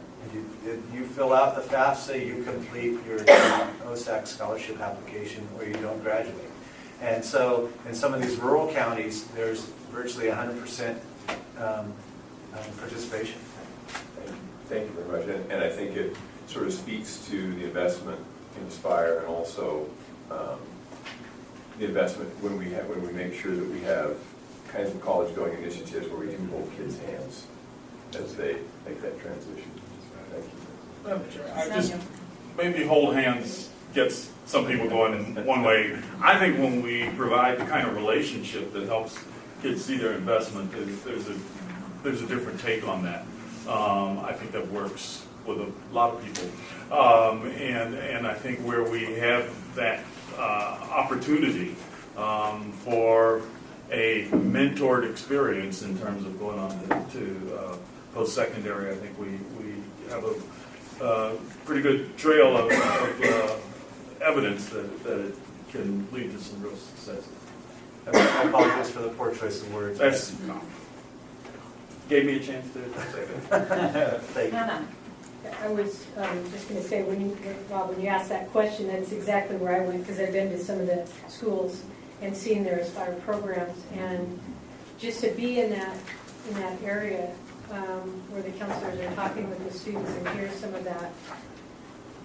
You see that in one school and then you don't see it in another, and that has a huge impact on whether students move forward. So I'd be interested, not that I want you to go to a whole lot of work, but knowing where those sites are that have Aspire, to be able to share out with districts and say, well, here's the impact that it has, because if we're talking about best practice, this is something that may be one of those we want to really emphasize. Thank you. Other comments or questions for Bob? Okay, well, Ben. I think Bob noted it, but as we look at this map, this refers to the recipients, I believe, of the private scholarships that are administered by the Oregon Student Access Commission, not the General Oregon Opportunity Grant. And as a result, some of these private scholarships are regionally specific. They were set up by a donor to fund a particular county, even, I think, in some cases, or a particular school. So some of the abnormalities, I'm sure, do have to do with the access to something like Aspire. Some also have to do with a philanthropist in a particular community who has said, here to OSAC, here's some dollars through the Oregon Community Foundation to spend to improve college access, and that's reflected in this. Vicki. Nice report, Bob. I feel like a puncher. So I have prepared a report, but some of the conversation today made me think about some of this comes to life if you have some numbers. And the commission, in terms of collecting data for the 2012-2013 school year, because we haven't received the employment data for this school year, we had 60,049 licensed active educators last school year. And of that group, 50% of them were unemployed. Just to kind of give you an idea, and this is just tracking employment in the public schools.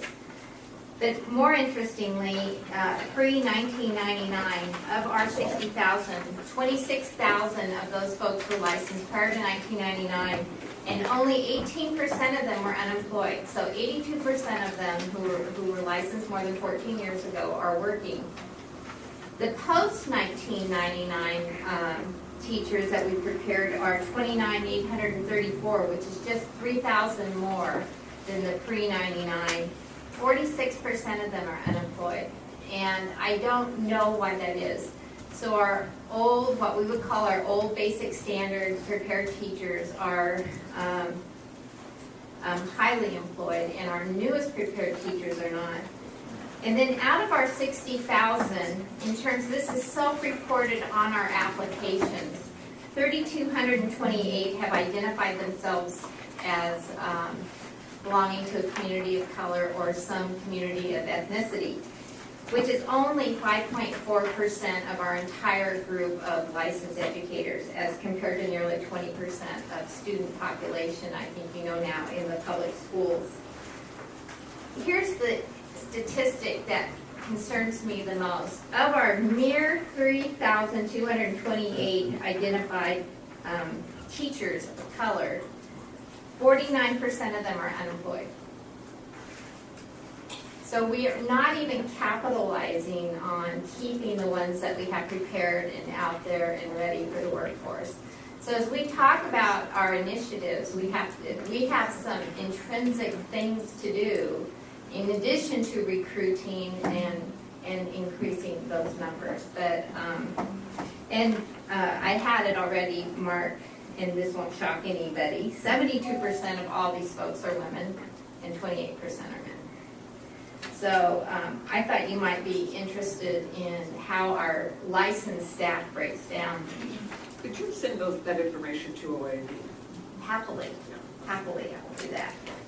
I have divided my report up into 3 very easy pieces. Licensure, accreditation, and talk a little bit about 2 budget notes we received. And we are redesigning licensure. We have been working on this for over a year and a half. And I just want to give you some highlights. This aligns with one of your objectives on page 25 of your strategic plan, by the way. But what we're trying to do is get all teachers on one license, so we don't have any confusion about who can teach what and how they're licensed. So we're going to move all the basic and standards and all the people who've been prepared to date onto a new license. Just a minute, I gotta make sure I'm sitting down. Yes, we are. One license. One license. One licensed group. But hang on. You won't have basic. You won't have basic, standard, initial, and then a new license because we're redesigning license.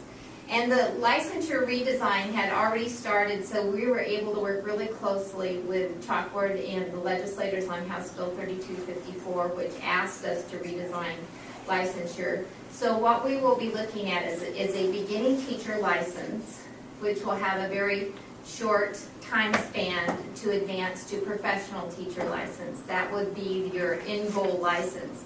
And then we've created an advanced professional license category for people who are nationally board certified, want to be teacher leaders, who might have a speech language pathology ASHA certificate, any number of ways that they can demonstrate excelling. And what I'm most excited about in that category is it has to be sustained. In other words, you cannot remain an advanced professional unless you sustain your energy in terms of contributing to the profession or remaining a teacher leader or that sort of category. The other thing the new licenses will do will eliminate grade levels as they relate to buildings. So we will have a K-12 license, which is confounding people, but a lot of states do this. We'll leave it up to districts to determine the appropriate expertise and placement of those folks. And we won't get hung up on whether it's a 7-12 high school or a 6-8 middle school or things that this agency that I've worked for the last decade has concerned itself with for about 4 decades. Unnecessary categorization that just creates heartburn and it defies logic. Why can this person teach 3rd grade but not 4th grade, or teach 5th grade but not 6th grade? I'm very excited about that. And we're taking highly qualified into account. And we're also taking the new proficiency movement into account. If you think about eliminating grade levels, this is perfect design for proficiency. You can use high school math experts anywhere you want down the continuum in terms of placement, assistance, coaching, whatever you would like to do. as an example. And we have already taken the step to streamline our content endorsements so they'll be tight and tidy and there won't be a multitude of them. And therefore, every math teacher will teach the same thing. Every elementary teacher will have the same scope of authority. And so that just gives you an idea. We have to have this legislation prepared for the 2015 session, to give you an idea. We're also moving on, working with ESDs to provide professional development certification for people who aren't working. They have to have professional development. We don't have the manpower, and the education service districts have stepped up. We have 5 pilot districts. It's working outstandingly, and this actually aligns with your goal in terms of redesigning ESDs and their efforts on page 18 in your strategic plan. If you move on to accreditation, we worked on remodeling our accreditation standards and aligning them with national standards. We worked over 2 years on this, and we've been implementing it for just a little over a year. And one of the things that we've been able to do with accreditation is that the commission identified one of our preparing programs as being at risk of low performing. And it actually led to a stipulated legal agreement to what they would do in order to come back up to speed, and they were given 1 year to do that. It compelled them to completely revamp their program, and we just did a follow-up accreditation visit, and it was a successful effort. So we're excited that our standards actually can be measured and are making a difference in that area. And so that aligns up with page 17 in your strategic plan. But I do want to point out that in our new accreditation standards, we have the strongest equity, diversity, cultural competency requirement for education preparation programs that apply to faculty and apply to candidates. So regardless of where candidates are placed, universities are responsible for providing multicultural experiences for their candidates throughout their programs so that they can be prepared to work in a diverse school setting regardless where they go. Also in accreditation, we are working on developing these standards. We've spent over 2 years working with a stakeholder group of teachers. Yvonne had worked with us closely, university staff and others, to develop ESOL competencies for non-ESOL specialists. So instead of saying a certain percentage, and actually a very, very high percentage, over 30% of our teachers have ESOL endorsements. Aside from that, everybody else, administrators, everybody else, have to have more competency in working with second language students in all of the strategies. Then following on that and related to that somewhat is we're working on creating dual language immersion teacher preparation requirements. In other words, if you are teaching in a dual language immersion program, what are the skills that you should have to be successful in that environment? So that's a fairly new initiative. We've had several conversations. And then we've been looking with Hilda with a coalition of stakeholders in the education arena at the new teacher education accountability standards. And this is related to, if you watched MSNBC this morning, President Obama talked about associating federal funding to high performance across secondary education. I think teacher education has really been has long had rubrics for measuring their success, but we would drivers to be looking at this, and what we come up with are the new federal reauthorization for the Higher Ed Act, the federal reauthorization for the ESEA, and for acronyms, Elementary Secondary Education Act, and also linked to changes in national teacher preparation accreditation. I think you've noticed in a lot of the reports they want a lot more state website transparency. They want the state to show how folks are doing. So we have a group working on what those indicators might look like. And finally, we are in the process of starting to adopt standards for teacher performance assessments prior to graduation and becoming a teacher. What would that look like? If we were going to use tools to measure teacher performance, then we need to have standards to adopt those. Just marginally related to that, we have initiated a conversation with ESDs to potentially provide pedagogy training for our career and technical education teachers who come in from the professions. And I'm excited about that prospect. And then finally, we were directed to bring back a business plan. We had already done all the work for a new IT system, and this would have the agency be completely automated, including online applications and everything. Our last estimate of that effort was $700,000, and if you look at a biennial budget of about $4.5 million, you can see what a heavy price tag that is for that effort. So accordingly, we were also directed to raise our fees. It will be shocking.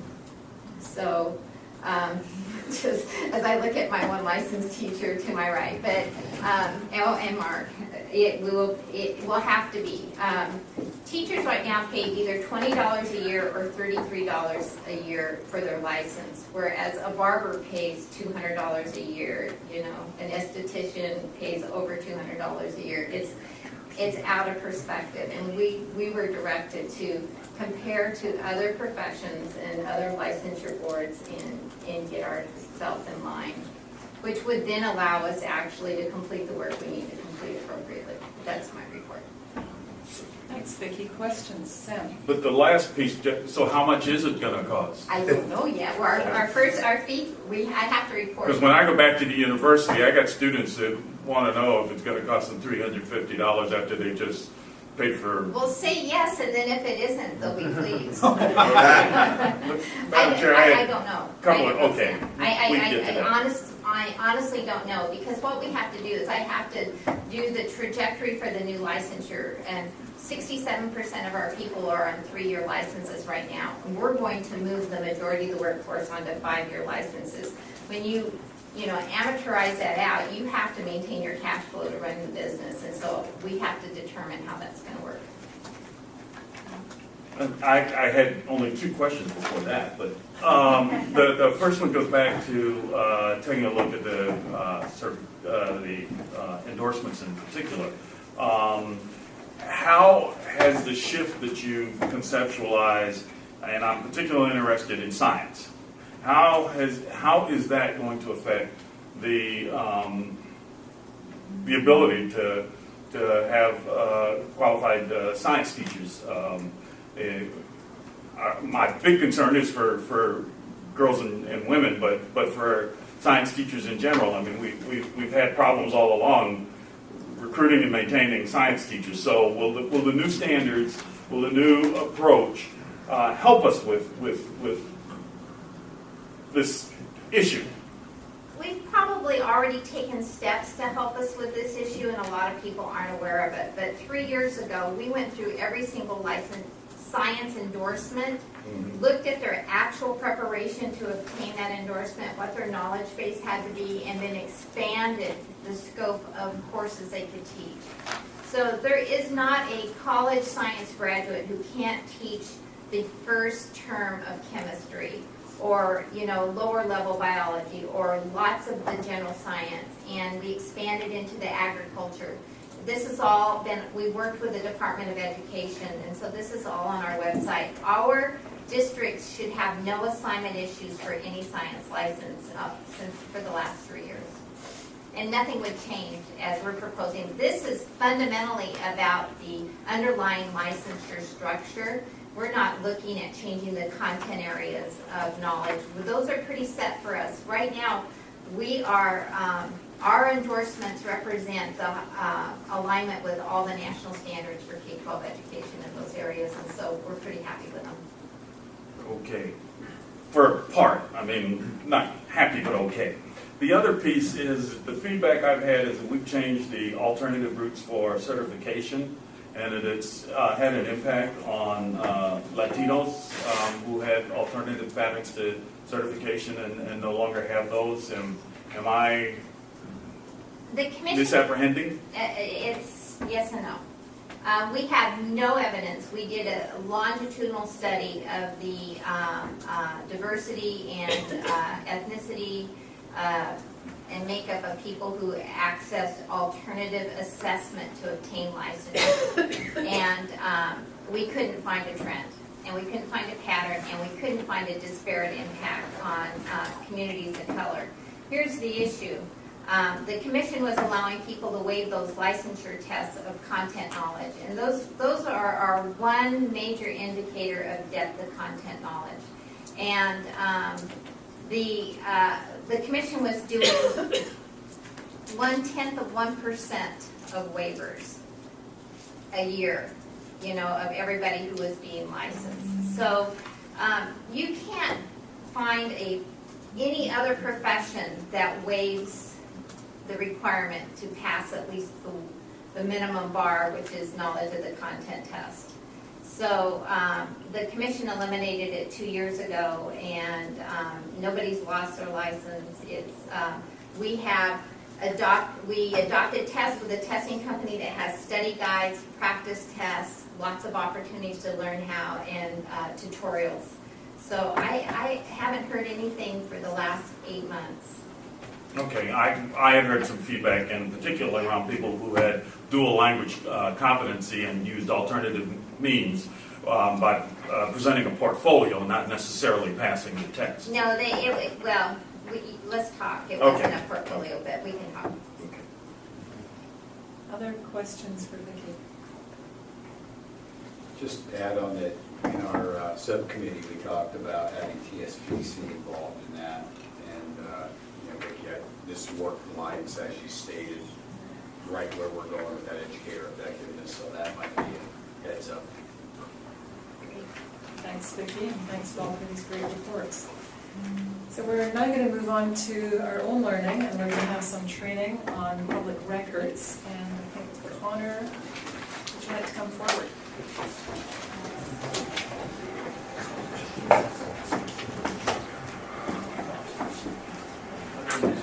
Thank you, Madam Chair.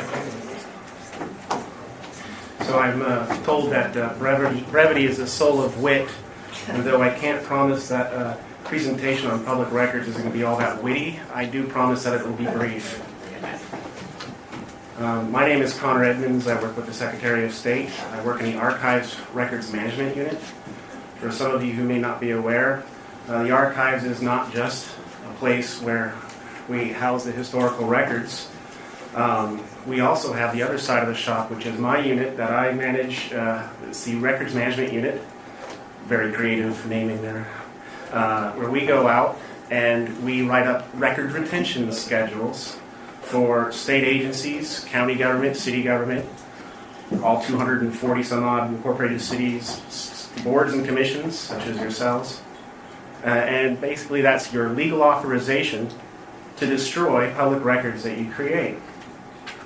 It should be mentioned at the outset that there are actually two sides of the public records law. One side has to do with access, and I'm not here to answer any questions about the access side. As an archivist, we're more, although that tends to be the more interesting side of the public records law. I'm here to talk about the retention side of the law, but just to give you an idea, folks who are in state government or in boards and commissions, if there is an access question that comes your way, such as we create these board meeting minutes or executive session meeting minutes, we're receiving a public records request or, heaven forbid, litigation request against these records. Can we or do we present them? Those types of questions will go to typically for people in our positions, such as the state agencies and boards and commissions, to the Attorney General. That is the office that determines whether or not those records are disclosable for public viewing. And in addition to that, so you can do some of your own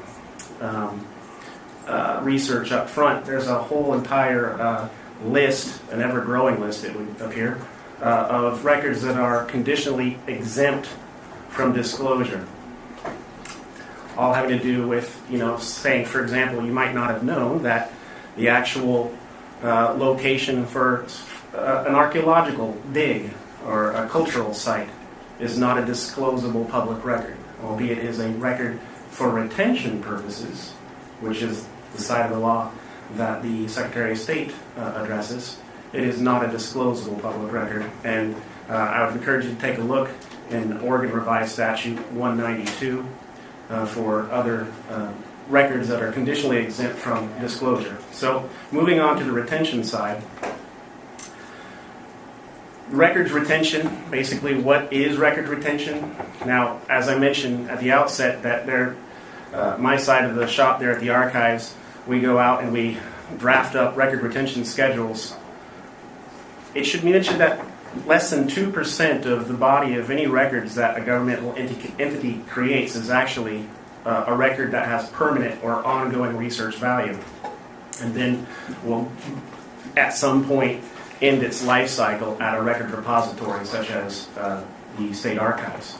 So what is it that we do with the remaining 97 to 98% of the records? This is where my folks at my shop come in and we write up these retention schedules, and these retention schedules give state agencies, boards, and commissions both the minimum and maximum length of time that the public record should be kept to satisfy the administrative, legal, fiscal, and historical values. So that means if you have a record that is, for example, budget development records, in the case of what Bob had been putting out today and working on, those would be retained for X amount of years after the final budget had been developed. You certainly would not want to destroy those records before that period of time as listed in the board's and commission's general record retention schedule, also the state agency general record retention schedule, which can be found in the Oregon Administrative Rules, Chapter 166, 350, and 300 respectively. But he wouldn't want to retain that for much longer, and because if you retain that for much longer when you don't need to, then we go back to the access side of the law, and when that litigation comes up or that public records request comes up, then folks like Seth, for example, would have to find those records and potentially disclose them. So you don't want to have to search against records that have already met their retention. So how is it that we decide what a public record is? Now, we had recently updated in the 2011 legislative session what a public record definition is for a record for retention and disposition purposes. And this is kind of a rundown of what that definition is. More succinctly, this is the definition. In the past, we had basically kind of a rundown, a litany of all the things or formats that a public record can manifest itself in, such as the notes on, say, for example, a napkin, or handwritten notes, or machine-readable punch card records that used to be those records that we would do our time cards on back in the days of yore. But now what we want to do is, what we endeavor to do is to make this definition less format dependent and more timeless because of the need to make this timeless because of changing technology. So this is a three-part test that we basically, if you can inquire of the record, is this a record that is either prepared, owned, used, or retained by a state agency or political subdivision? Now we can answer yes to that for practically everything. It should be mentioned that you have to say yes to all three of these before you have a record for retention and disposition purposes. So you move on to the next item. Although you would say, like, for example, spam information from, like, for example, trade magazines, these listserv. These are things that you probably would not, though you can answer yes to this, you'd probably not want to retain them other than for referential material. So the B part is, does this relate to an activity, transaction, or function of the state agency or political subdivision? In many instances, we can answer yes to this as well, but not all instances. So we have records that, for example, are duplicate records. Seth passed out many duplicates of the reports that were presented here today. Those duplicates, though it did relate to activity and transaction or function, it doesn't necessarily mean that it falls under the public records retention definition. Because, as you move to C, is that particular record necessary to satisfy the fiscal, that is there an outstanding audit against that record, so the record needs to be around to support that audit. The legal, are there any outstanding statutes, be they state or Code of Federal Regulations, that already place retention periods on your records? Those are things that we research and include into your Oregon Administrative Rule for your retention. Any administrative need that's outstanding, we need to have this record around for as long as it takes for us to fulfill our particular duty. This does not necessarily mean in many cases where a person's administrative need can be pretty subjective. Well, I need to have this around until I retire. That's not necessarily an administrative need that we consider when placing values to records. Or any outstanding historical or research value to a record. So if you have, or you are able to answer all three to this particular definition in the affirmative, then what you have is a public record for retention and disposition. It should be mentioned that if you are able to answer no in one of these instances, yet you still have the record around,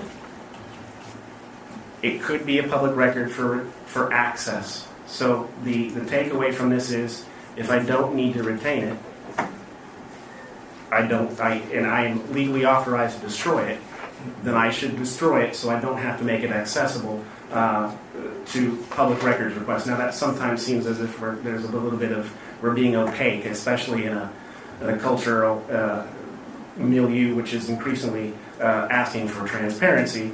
The point here is that the administrative costs and having to fulfill public records requests is rising, especially when we talk about most of our records that are being created electronically.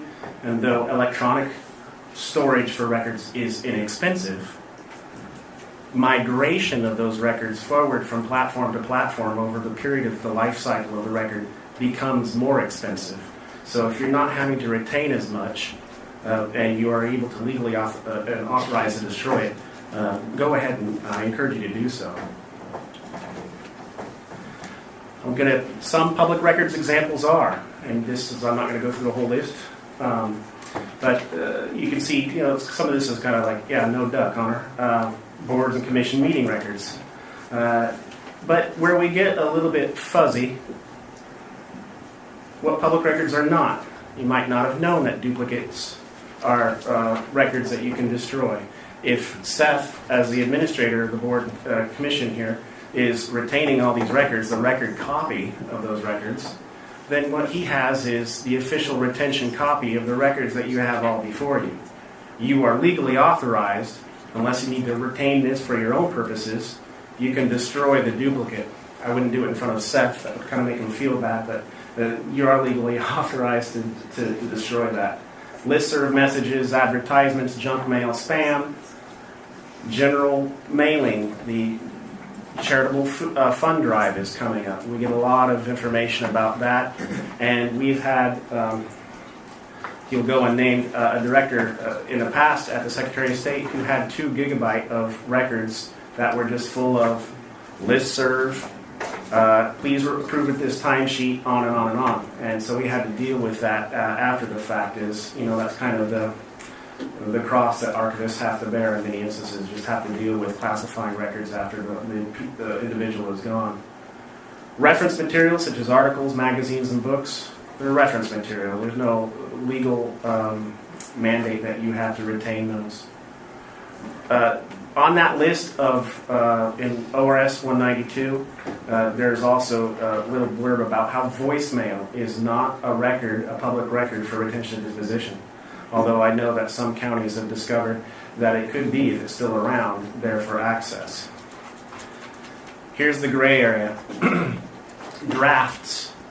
Now, this is interesting, especially for a governing body or an advisory group such as yourselves.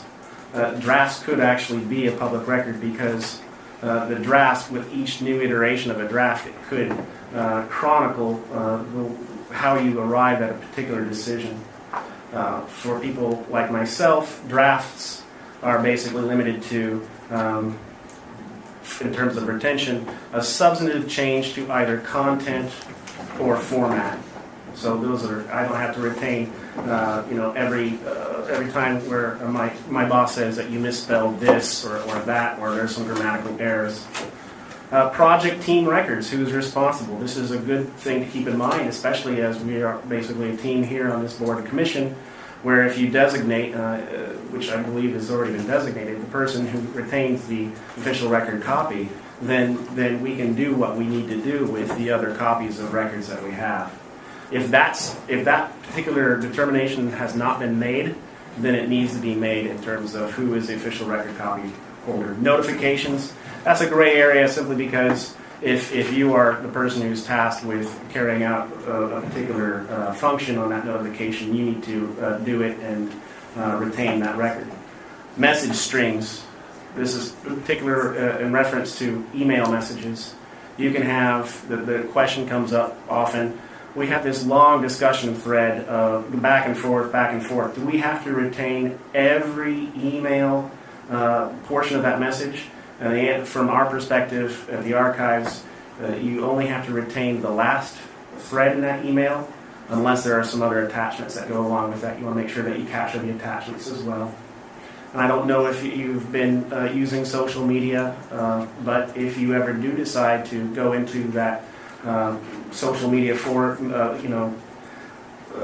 avenue, you're going to want to have policies and procedures in place. You want to make sure that if you do have Facebook posts or Twitter feed posts that you designate, an official Facebook poster or an official tweeter,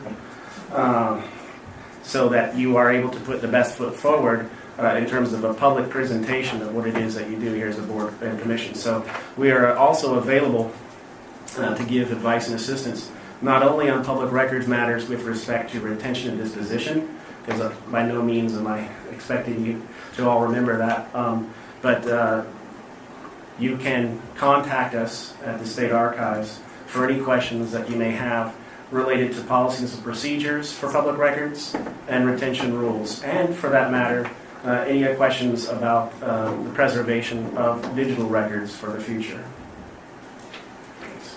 Thank you, Connor. Any questions?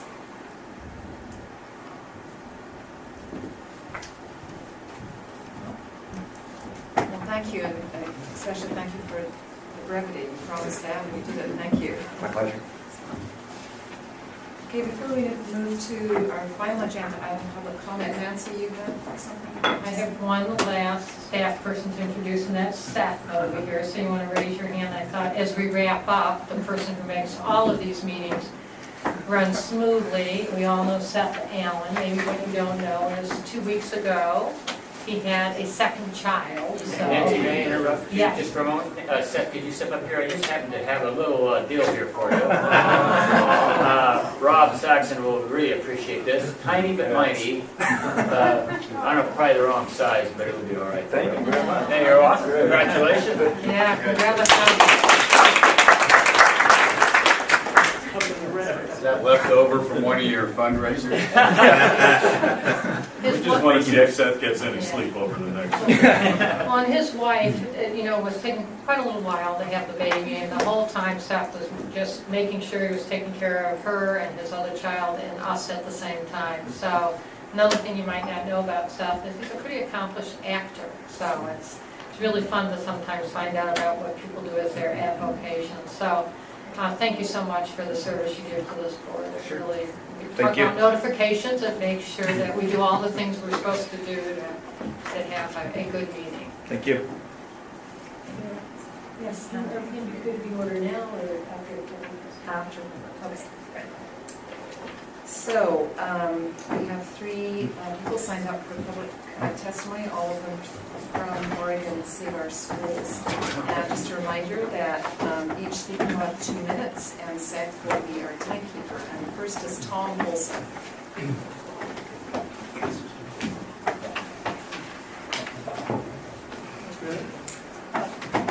My name is Tom Olson. I'm one of the co-founders of Oregon Save Our Schools. And Dr. Mulvihill mentioned that you are likely moving to the 15,000 foot level this year. I'm going to ask you to descend with us for a bit to a ground level concern. And that concern is our Save Our Schools' very deep concern about teachers' increasingly turbulent professional working conditions. And this concern is especially apparent in our state's focus and priority schools. As you know, those are the 15% of the schools in the state that have the lowest test scores in reading and mathematics. And they had to apply the label, either focus or priority, in the No Child Left Behind waiver request. Early in 2013, the State Department of Education appointed school appraisal teams to conduct in-depth 3 to 5 day site visits to each of these schools, about 85 schools in the state. The appraisal team was to prepare a report based on their findings, including required interventions to improve the school's performance. The appraisal process cost the state well over $1 million. We have reviewed these appraisal reports. The required interventions were obviously written from a prearranged and prescribed script.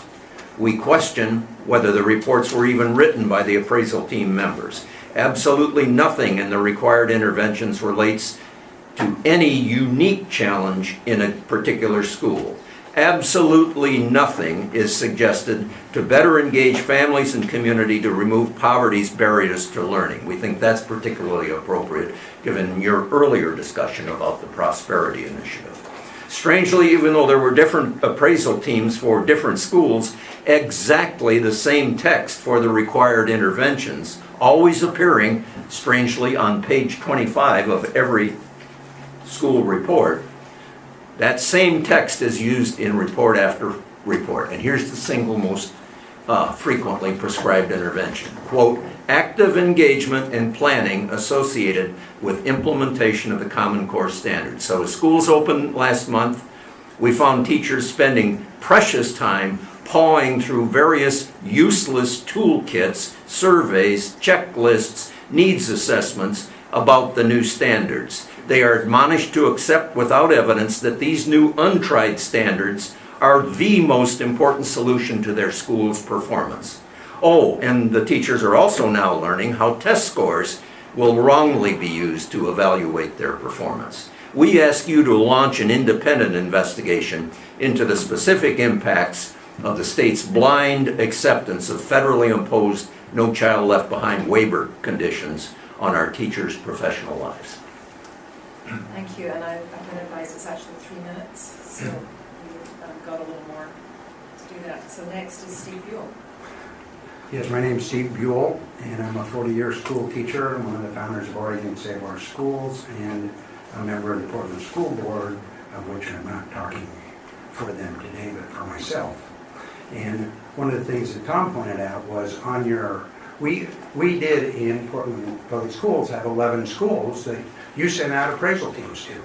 And those particular appraisal teams under your waiver are supposed to write the reports. But they didn't. I talked to the person who put that together. You spent $800,000, which is not a small amount of money. We could use some of that in our district.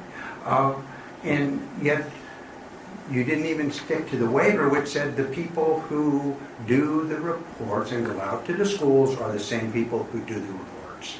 They didn't do the reports. It was done someplace else. I hope Mr. Sachs can figure out why that took place. I mean, we didn't even stick to the waiver, but that's not what I'm speaking. I'm just adding on to Tom's things. I got a recent email from a teacher in Portland who, in the first month, she's a teacher in the first couple grades in Portland. The first month, she had these things to do. In the first month, they had a new Synergy total computer system. They had a new email system. They had a new evaluation system. They had new testing for the MAPS test. They had new standards, Common Core.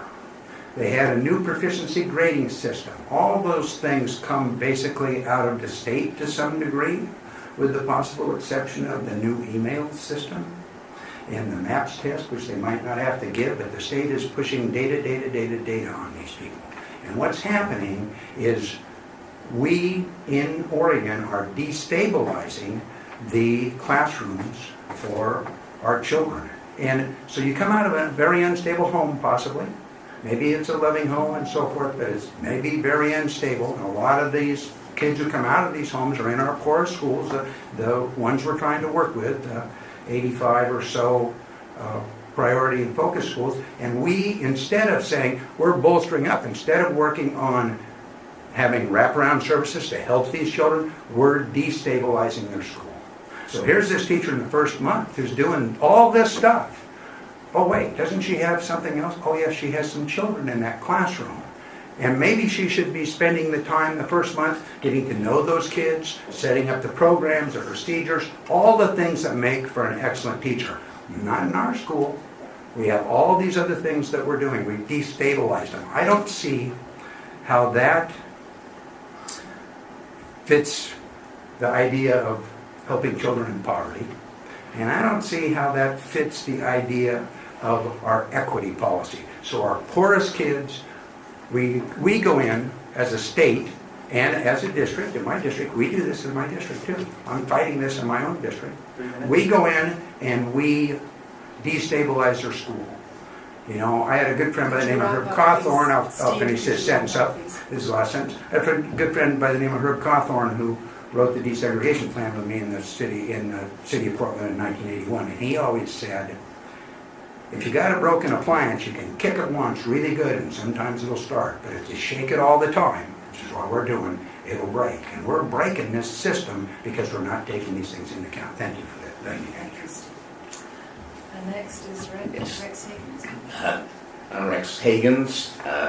Just like to say that my populist roots tell me that every good garden party needs a skunk.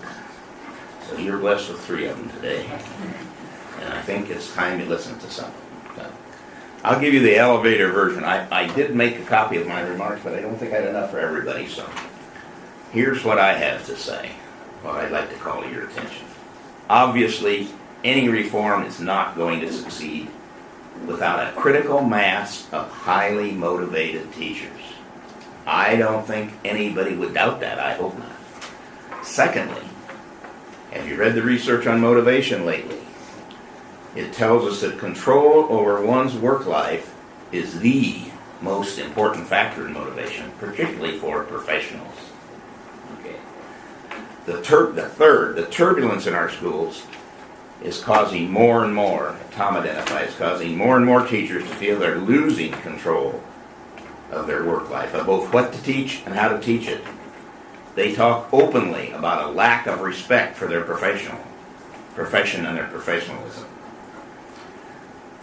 Then there's some research on teacher satisfaction, which in my mind is one of the great spin incidences of the last year, if not 10 years. So according to MetLife's annual survey, or semi-annual, biannual, what is it, Sam? It's every 2 years? I think it's every 2 years. Yeah. Teacher satisfaction is at a 30-year low, having dropped, 20% in the last 2 years. Now, that's according to MetLife. Then we have another survey done by Pew. And Pew survey says, their headline, talk about headlines, Mark, I think. Their headline says, teachers are happy people. They're the most satisfied people in the country. Except that when you get in, so that's the headline. And when that came out, people couldn't wait to jump on it. I think it took Stand for Children 21 seconds to put that on their Facebook page. It took me 22 to fire back with what I have to say here too, but that's another question. So here's what Gallup, deep in the Gallup poll, way where nobody reads, is this. The only obstacle in our way, this is Gallup speaking, however, may be the workplace and schools themselves. Despite enjoying top marks in overall well-being, teachers rank toward the bottom, that is 8th out of 14, of the professions surveyed on one very important element of well-being, work environment. They rank 6th in saying their teachers, saying supervisor treats me more like a partner than a boss. They are dead last, 14th, behind coal miners and truck drivers, and saying their supervisor always creates an environment that is trusting and open. They're also dead last in saying, excuse me, Rex, could you wrap up? yes, I'm about done. Thank you. And saying they were treated with respect all day yesterday. Gallup says we have to fix this. We agree. I think my ask would be that you cast a really critical eye on everything you're doing and everything you're supervising here, and try to ascertain what is causing this. Ask a teacher, and by the way, don't ask one of the teachers that have been groomed and rewarded for participating in this process. Just ask the plain old teacher. Thank you. Thank you, and thank you for submitting that testimony. So, anything else for the good of the board? At the last meeting, I had asked Rob for some information on standardized tests and what we're spending on it. And he sent me the information, and I think to the points that were just made about the stress and what's going on in our schools right now, not only the amount of money that we're spending on standardized tests, I think we need to look at that very closely. We're spending of our own state money, it's about $9.6 million of items, and then federal, about $11 million of money on standardized tests that are getting in the way of educators really feeling like they're able to teach the students that they work with every day. The standardized tests are biased to our students. As we look at our equity lens, as we look at trying to make sure that we're serving every student, we need to look at that. We need to make sure that as we look at how we use the time, the limited time that we have with our students wisely, I think educators across the state are crying out for some help from a group like us to say, stop the madness. Let's talk about how we actually can use assessments that guide our instruction and get away from some of the emphasis on standardized tests. We've got Smarter Balance coming in. There are formative assessments that come with that. Are we going to pay the money for that, or are we going to actually trust educators in the state to create the assessments that will guide their instruction, allow them to meet the needs of their students?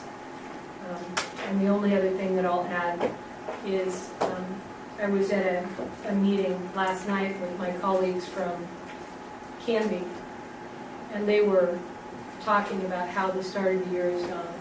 And it's not uncommon because I've been in many local meetings recently. The stress level is so high, and the anxiety around Synergy, which was mentioned. This is a new student tracking system. I don't think people understand the impact that it has on educators being able to do their job. But also, and we've mentioned it over and over again, but we've got classrooms in Canby, 34 students in primary grade levels, and it's not acceptable. And if we do not address that, then our students, we can never expect 40, 40, 20. So I hope that we can look at some of the areas that we could address through some best practice, that we can share forward ideas about how we can invest in public education and do the right thing for our kids, but those things are getting in the way right now. If successful starts to the end. Anything else? Seeing none, this meeting is adjourned.